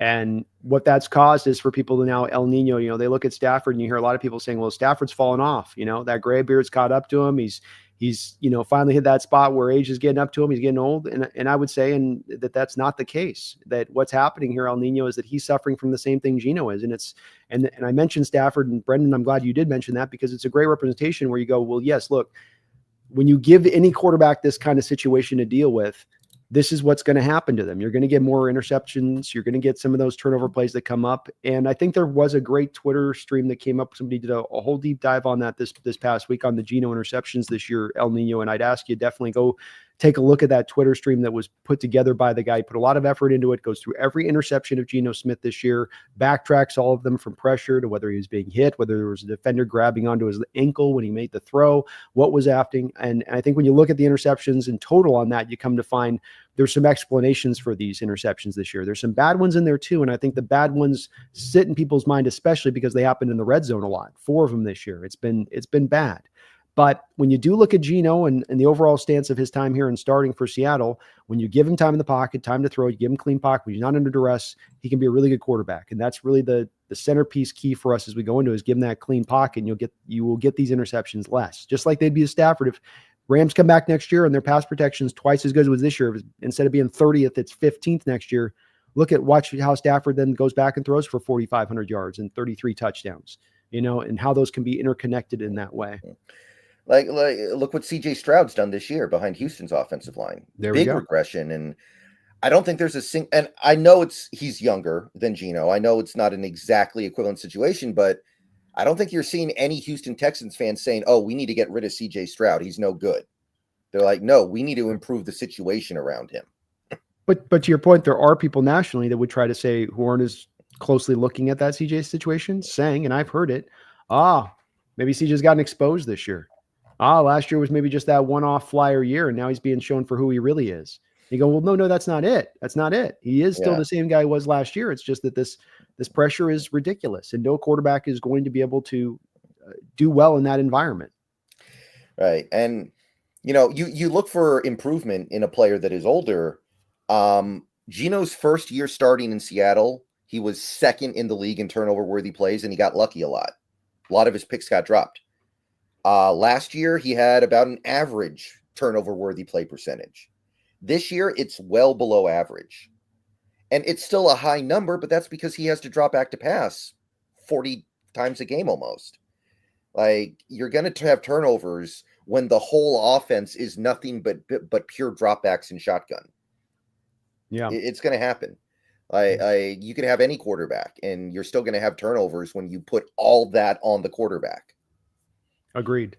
Yeah, no, I agree 100%. So there's ways to correct and fix this. I think, El Nino, that it won't be as bad once you get some of these out supporting factors back into flux. But it's not been as bad. And again, I would say for any of you folks, go out there and take a look at that Twitter stream this week. You should be able to find it really quickly. I know Brock Heward responded to it on his Twitter if you're looking for a baseline to find it. But it really goes into every one of those interceptions. And when you unpack them in total, you kind of get an idea of, there is some explanations here for some of these things as to what's going on. Not all, but for a good amount of them, there is. Mm-hmm. Thomas Cox, thanks for the $5 donation and for all of your support today. Says, sorry, one more. I'm excited. No, I get it. You guys are hyped up right now for this draft class. I'm feeling it. I'm feeling it on the donations. I've been feeling it in my chat. You guys are starting to get kind of built up for it. I dig that. I dig it. There is no off season here, either at the Hawks Nest or with Seahawks Brandon Nelson. He says, Manning, Desmond Williams, Drew Allers. He says, I like this 2026 draft class, so go for the interior offensive line, then get that guy. So Thomas is starting to get aligned to where I'm kind of at on this a little bit. Maybe. I gotta say, I love Desmond Williams. He's small. I don't know if a quarterback that small, and he doesn't have that big of an arm. He doesn't have like the Russell Wilson arm. I don't know if that's going to work in the NFL. I do want to throw that out there. It's fair. It's fair enough. There's a couple other guys too, in addition to Allers and Manning in the next year's class too. Klubnik's going to be there. In there. Yeah. So it's and there's always going to be a guy or two that ascends that we're not thinking about that comes forward in the final year as well, in addition to this. So I just feel like, Thomas, by and large, traditionally wise, you don't see back-to-back years that are like this, like what we're going into this offseason with just the dearth of options that exists at the quarterback position. Versus more normal off seasons where you might have to give up a lot to go get your guy, but you can still go at least find your guy. This feels like an off season where it's hard to go find our guy. There's not a clear one that just is emerging in that way. But I'm in the place where you are, where I'm going to trust and faith in the fact that next year's class, somewhere or another, hell or high water, is going to be better than this class, or at the very least that you'll have options that exist out there that you can trade for or free agency. if you built up that better team, then there's less of that need too for that amazing star power guy too, Brendan. Right. Thrill House, thanks for the $2 donation. He says, as a general manager, I would be fired. I traded up to get Sparks. I like Sparks. I don't know if I would trade up to get him personally. That's the Georgia safety. Starks. I think that's what he means. I don't think there's a Spark, so I just assumed that's Starks. It was like Philippi Sparks, like the quarterback back in the day. Yeah, okay. Okay, I know what he's talking about now. I'm back up to it. So as GM, I would be fired. I trade up to get Sparks. If you traded up for a safety in the draft, you're probably maybe not going to get fired, but you're going to have a lot of people that are going to be questioning what you're doing for that. Safeties don't tend to go in the first round, and that's what he is. He can play in a variety of different spots. He's a great player. He's probably a guy that can even be picked in sort of maybe the 20s as a guy that's on the high side for safeties and where he'll be picked. Some of it might be depending on how he tests a little bit. Where do you stand on it, though? I mean, he's great, but you don't really need a safety in that way. Like if you were desperate for a safety, maybe I'd be a little more amenable to it. But Julian Love's going to be here for a few more years. He's under a long-term contract, and you've kind of found a little bit of a happy surprise in Kobe Bryant. I think you ride that. So yeah, I don't think you trade up for Starks. I can't get there. Yeah, I can't either on this Thrill House. I think if I'm trading up, I want to trade up for one of the true blue chip prospects in this draft if I'm trading up. And I don't know that I'd want to do that anyway, but if I am going to go up, then I want to go for a guy that's a real difference maker versus a guy that's a really good fine safety talent. But I don't know that there's a star upside to Starks and what I see from him, that this is a guy that's going to be your next Ed Reed or Polamalu or Earl Thomas type of player back there. And let's remember, like Earl, you took him at like 12th or something, where you picked him. So probably just a little too high to be going up on that one there, Thrill House. Space, thanks for the $2 donation. Is there a need for a new center? I feel like, given the circumstance, you go into next season with Haynes as the starter and Oluwatimi as the backup, or have those two guys compete in camp, and you just have to live with the results. You got to do something about left guard. Maybe you do something about right guard too. Maybe you have to do something with right tackle. I don't know. But I think you got to let it fly at center, I feel like. I don't think we have the resources to handle center right now. Agreed on this, Space. I think you're going to probably just have to run with what you got at center for the most part. Sundell does come back to give you a third option in there. I think you kick Haynes to the center position. Brendan talked earlier about the free agent market with the centers. It's very, very thin. And then you look at the draft. Brendan also said, and I think he's accurate on this, we may be seeing the first center taken in day 3.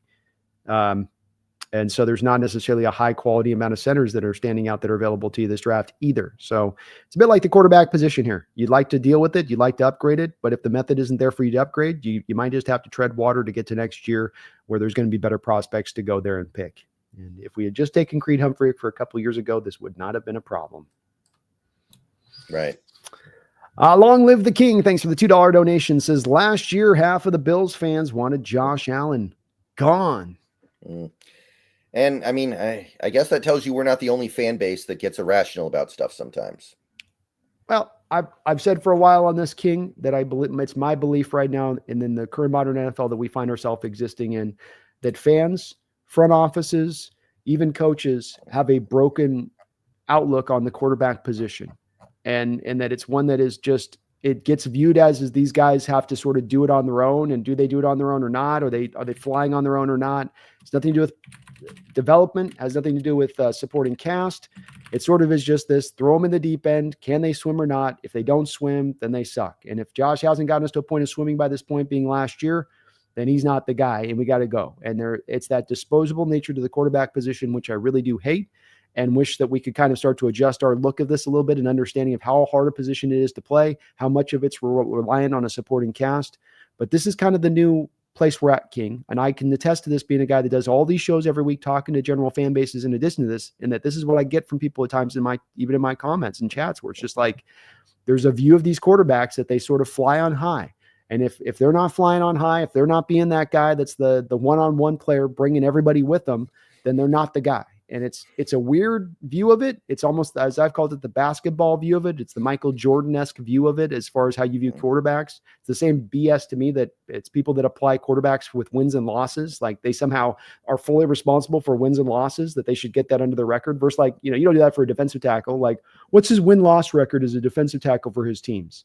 You don't do that. But why do we arbitrarily decide that we do that for the quarterback? They're not pitchers in baseball. Why? It's because people have gotten their eyes slanted to how much that position truly impacts the field versus what it really impacts. It's important. It's the most important position, but it doesn't mean that it rides on high and it overrides everything else. Right. And, even last year, like, yeah, Josh Allen had a lot of turnovers last year, but with all the good stuff Josh Allen does, his turnovers are not even that big of a deal. It's a big deal to have a lot of turnovers if you're not doing a lot of positive stuff, but honestly, like Josh Allen's turnovers in previous years have been pretty meaningless in light of how dominant he is as a player and how consistently he's leading that team to scoring drives over and over again. The turnovers are fine. I mean, it's just been a bonus that this year he's decided to put a stop to it. Indeed, it has. And the guy gets it done. It's a great quarterback.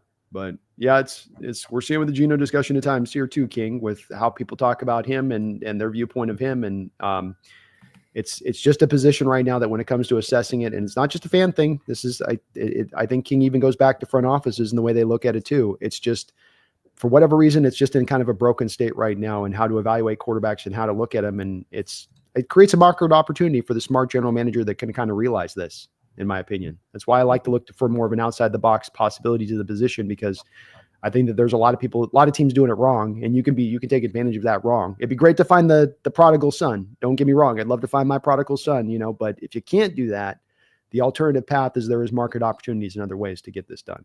Mm-hmm. Right. Thomas Cox, thanks for the $5 donation. And all of your donations today, Thomas, think you dropped like 4 today. Does that propose this trade on your chat, Brando, for Burrow? 3 1s, 2 2s, Geno, K9, and Woolen. Would you be happy with that trade? Well, the issue is you're putting Joe Burrow behind the same kind of offensive line he's behind right now. That would be the issue with that. And you've ruined your ability to fix the offensive line because you traded away most of your picks. In the case of Joe Burrow, somebody who is really, really freaking good, I think there's an argument to be made that you just decide, damn the torpedoes. It's so rare you get an opportunity to get a guy this good. You just go do it and you figure out the rest later. But I got to be honest, I don't think that's producing great results, because you've got a bad offensive line. He's throwing to probably Metcalf and JSN. Don't you think if you're making a Burrow trade that you're not just rocking with your interior offensive line like it is? Like that one move begats another, right? So you make this move, that move begats then that you're going to go out on the free agent market and get some offensive linemen in the interior. You're going to have the money for it, though, because you're eating dead money on Geno. You're inheriting Burrow money. You're saving money on Geno collectively, right? Well, collectively, of course. But then you're inheriting some Burrow money, right? Well, you're hurting the base salary, but remember with Burrow that it becomes a bit equivalent, I guess, across the board there. But we both know we can create $55 to $60 million on other levers, right? So, like, I think we got to be clear on this, Brendan. It's really important on this. We're restricted cap wise, but if the team wants to go for, this is a go for it move. This is to go get Burrow. Just says 2025, we're ready to go for it. And if you're ready to go for it in 2025, I just don't see the team looking at logistically and trading for him and saying, okay, we're going to rock out there with the offensive lineman we got right now. Let's bring back a Lincoln Tomlinson type, and we'll trust that one of our right guards will foot, and we'll push Haynes into center, and we'll have him duke it out with the whole team, and we're done. I think what you're doing there is that you're then stretching that money. You're going to then pull from 26 and 27 to make 25 work on a cap situation basis. So that means that you're probably going out there signing a minimum big money guard on the open market, if not a big money guard and a good, more maybe middle of the road guy on top of it. But I don't think you just do this in a vacuum and that's it. And then you just roll on the other side of it and go, okay, well, we did our big move. Yeah, I mean, I would do it. I think Burrow's that guy. I really do. I would do it too. I think the Geno thing would have to be kind of separate though. I think the Geno deal, you'd move separate or cut him, but all of those other guys would be about what it would take. Yeah. Very hard for me to believe the Bengals are interested in trading Burrow. I think he'd have to Carson Palmer it and just demand it. That's been, I agree with you on that. I just wonder if that's not going to be where Burrow stands on this situation, given the fact that they have those decisions to make on all of those players that are major cornerstone players down the line for them this offseason. You know, the line is kind of where it is, where it's not maybe as strong as they were starting to build it up a couple of years ago. Hendrickson probably out the door.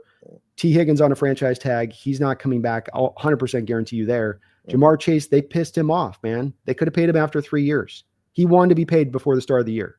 Broke off negotiations with him and was pissed at them for not paying him.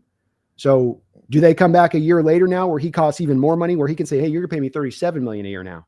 That's the cost now. And now what do they do with that situation? A Bengals organization that's cheap as F. Can they throw Jamar Chase into the trade? That'd be nice. Well, the way you would do that was you'd have to move a DK. Yeah. And then that's a no-brainer though. Right. So you do a DK move, you get a first round back for DK, then you package your ones and DK and that first round you got back for DK to do something like that. Then that seems to me, I'd love to see it happen, Brennan, if you could pull that off. But that does seem like it'd be hard enough to get the Burrow trade done on its own, much less throwing in a Jamar to make Cincinnati feel like, because Cincinnati might have an argument to be made that they get 2 first round picks for Jamar. Yeah, you'd probably have to throw in, what are you throwing in at that point? You're probably throwing in an additional 2/3 a second on top of the DK first that you got back. I might do it. I mean, it is the ultimate all-in move, but I might do it, man. That would be fun. It would be a lot of fun. Yeah. Yeah, I mean, that'd be a lot of that. You talking about something that shoots a shot of adrenaline into the arm of the fan base if you did something like that and outside the box all the way. But I don't know. I look at the Cincinnati, and we have a Palmer situation that's gone down there. That's the other part of this, is that we've had an exact situation with the number 1 overall pick who tore his ACL there, who had success with Cincinnati, who got moved eventually. And yeah, part of it was him moving and pushing to want to be moved out of town. But I think if Burrow looks at Hendrickson going and looks at Jamar going and looks at T. Higgins going, I mean, how does he not come back to that Bengals organization and say, you know, I don't want to spend the rest of my prime walking through a rebuild with you guys? It doesn't sound very much fun. I agree. But, you know, knowing the Bengals, they're probably like, man, Joe Burrow guarantees us a shot at the playoffs every year. That's all we need. Who cares about, we don't need no Super Bowls. And the other part of it also as well is if he becomes open in the market, is they're not a team that could overshoot what we would give up for him, you know, that they'd say, hey, we'll give up all this and top of that. Dogzilla, thanks for the $2 donation, says the media overhypes quarterbacks and so do fans. Yeah. And maybe the fans do it because the media does it, you know? Yeah, I do agree with you, Dogzilla. It's captured way too much of the imagination, and then a sport that's got 22 players on the field at any one given time, this one player has overridden that in a lot of people's minds to where almost those other 21 players now become null and void. It's all just sort of on the back of what that guy does. And it seems a bit of a skewed of the situation that doesn't always make a lot of sense and add up to me either. I agree with you, man. I think that people have gotten way less on board with understanding that supporting cast really does factor into the performance of the quarterback ultimately than it is just the guy being great. Right. El Nino, thank you for the $2 donation. El Nino, is it time to move on from often injured Abraham Lucas? I think you got to ride with him for one more year and see what happens. He did play decently well since he came back this year. Seems like he's making it through at least reasonably well. And you've got enough problems this offseason. I only move off Abe Lucas if I'm blowing everything up. If I'm moving off Geno and DK and blah, blah, blah, blah, blah. And, well, not blowing it up, but taking a step back. Yeah, I'm more of in the other side of this El Nino, where I'm encouraged at the end of this year in how he's played. I think that there was the situation this year was one where they had a plan in place for what they wanted to do with Abe. And that's very important to understand that this was a planned thing that was in place. This wasn't setback after setback after setback. And we thought he'd be back week 2. We thought he'd be back week 3. We thought he'd be back week 7. The whole plan of this was to bring him back in the time frame they brought him back in. And the thinking with that was that he would be able to come back and be at, I think, a near 100% health. We don't know that for sure. It's a bit of the question mark here, but look, he's played over the back half of this schedule. He's been back to what we thought he had hoped he could be when we thought, what happens if we get Lucas back into the fray, and that he's performed really well, El Nino, during that time frame. He's been one of your better, top 15 right tackles in the sport if we're going to take it on a sample size by how he's played on the back half of the schedule. So if he's healthy, and the team's the only one who knows this, El Nino, is if that knee is ready to go, I look at him as more of a guy that could potentially be one of our cornerstone guys here moving into the future. That a guy that, hell, if they knew with 100% certainty this offseason that he's gotten over that knee injury and he's good to go, that there is no more like, we got it, we fixed it, we gave it the time, it's good. I got no problem even giving him a contract extension, to be honest with you. I don't know if I can go contract extension, but I do think you bring him back and you see what's up. I'm good with that too. So I can go either way with it, but no, I think they're feeling pretty good about Abe right now. Obviously, El Nino, though, it does depend really on where that knee health is. Is there a chronic issue? Does he have bone on bone? Is there no cartilage left? Is he just dragging the leg along? We don't know kind of on that exactly for sure, but probably just comes back another year on that rookie deal and they play it out and see where he lands at that point. Thank you guys for all the donations today. We had almost 44 donations here. We finally caught up 3 hours into the channel here on the donations. So you guys, thank you guys for all of that support on both my and Seahawks Brendan Nelson side. If you're on my side here on the Hawks Nest, please get over onto Seahawks Brendan Nelson and sub up on his side. If you're on Brendan Nelson's side, get over to the Hawks Nest, sub on up on this side as well, as it helps both of our channels out. We're both on the road here to 20,000, trying to get to that mark. We'd love to be clicking on in there if we can. Please hit that like button on both sides if you're already subbed up on that side of it. We will be coming back here to you guys next Thursday, kind of probably just more of a, put a wrap on the season, a little bit of an autopsy. Okay, where's the move we need to move? Maybe we'll have a sentence or two about the Rams game, a little bit about the Rams game. Yeah, maybe a little bit. And we'll cover that a little bit depending on what happens. In that game. Mike McDonald is excited about getting to play Garoppolo. Like that's got to be enticing for him. Yeah. I think that's probably going to be a fun one, and it's not a good matchup for Garoppolo with this team with his lack of mobility. I think he's going to get schwacked in this game pretty good, especially because most of his line, a lot of his starters will be out too as well, I think, for them. So you got some guys like Leonard, if he wants to top out, get like 3-sack game to kind of, bring home that DPOY. This is the game to go do it, Brendan, if you can. We're leaving here with something. We're leaving here with something, man. That's right. Well, Thomas Cox is going to finish us off right here with a final $2 donation. And thank you for all of your donations today. Thomas, who's better, Burrow in his prime or Russ in his? I go Burrow. I would go Burrow as well, Thomas. I think Burrow is one of the few real difference-making talents in this sport at the quarterback position. Russ was very close to being that and had a 3-run year of a prime that was as good as just about anybody that you might find out there, especially with what he had to carry on his back at that time. But Burrow's had to carry a lot on his back, too, throughout his time there in Cincinnati. And he's almost single-handedly taking that team to the playoffs this year. He's that impressive as a player. He may not be quite to Mahomes or Allen, but he's not far away from the bottom line as a player and what he brings to the field as far as effectiveness goes. Yeah, I think the bottom line is just this year has proven that Joe Burrow can excel even with high volume, right? They have him doing nothing but throw, and he's cooking. They took away Joe Mixon even, and he's still cooking. Every time Russ had his volume go up, he failed. Like, I don't even think they're on the same plane. I think Joe Burrow is on a different level in his prime compared to prime Russ. Because prime Russ always needed to be low volume. I don't think it's close. And you can't even say with Burrow, it's like he's got the grade A pass protection that allows him to do what he does, because he's through a lot of his time there, he's had to deal with bad pass protection in addition to that. So it's like, hard not to give him a bit of the nod on that. And it's not to say Russ wasn't great too. It's just, this is why we love Burrow so much. This is why we're willing to make the Godfather offer for Burrow, is that he is just that good. Guy won a national title for a reason out there at LSU. He's a badass. He really is. He'd be fun to root for too. Like that would be fun having Joe Burrow on your team. It's like if you had somebody like a Mahomes on your team, it's like, yeah, you're pretty happy that he's so great, but it'd be more fun to have Joe Burrow as your quarterback. I think you feel better about yourself. You can look at yourself in the morning a little bit easier. Ultimately, the confidence goes sky high if you've got that guy as your signal caller underneath. That's for sure. He's a legit talent out there. So we'll see what they do this offseason. There are a variety of ways our Seahawks can go.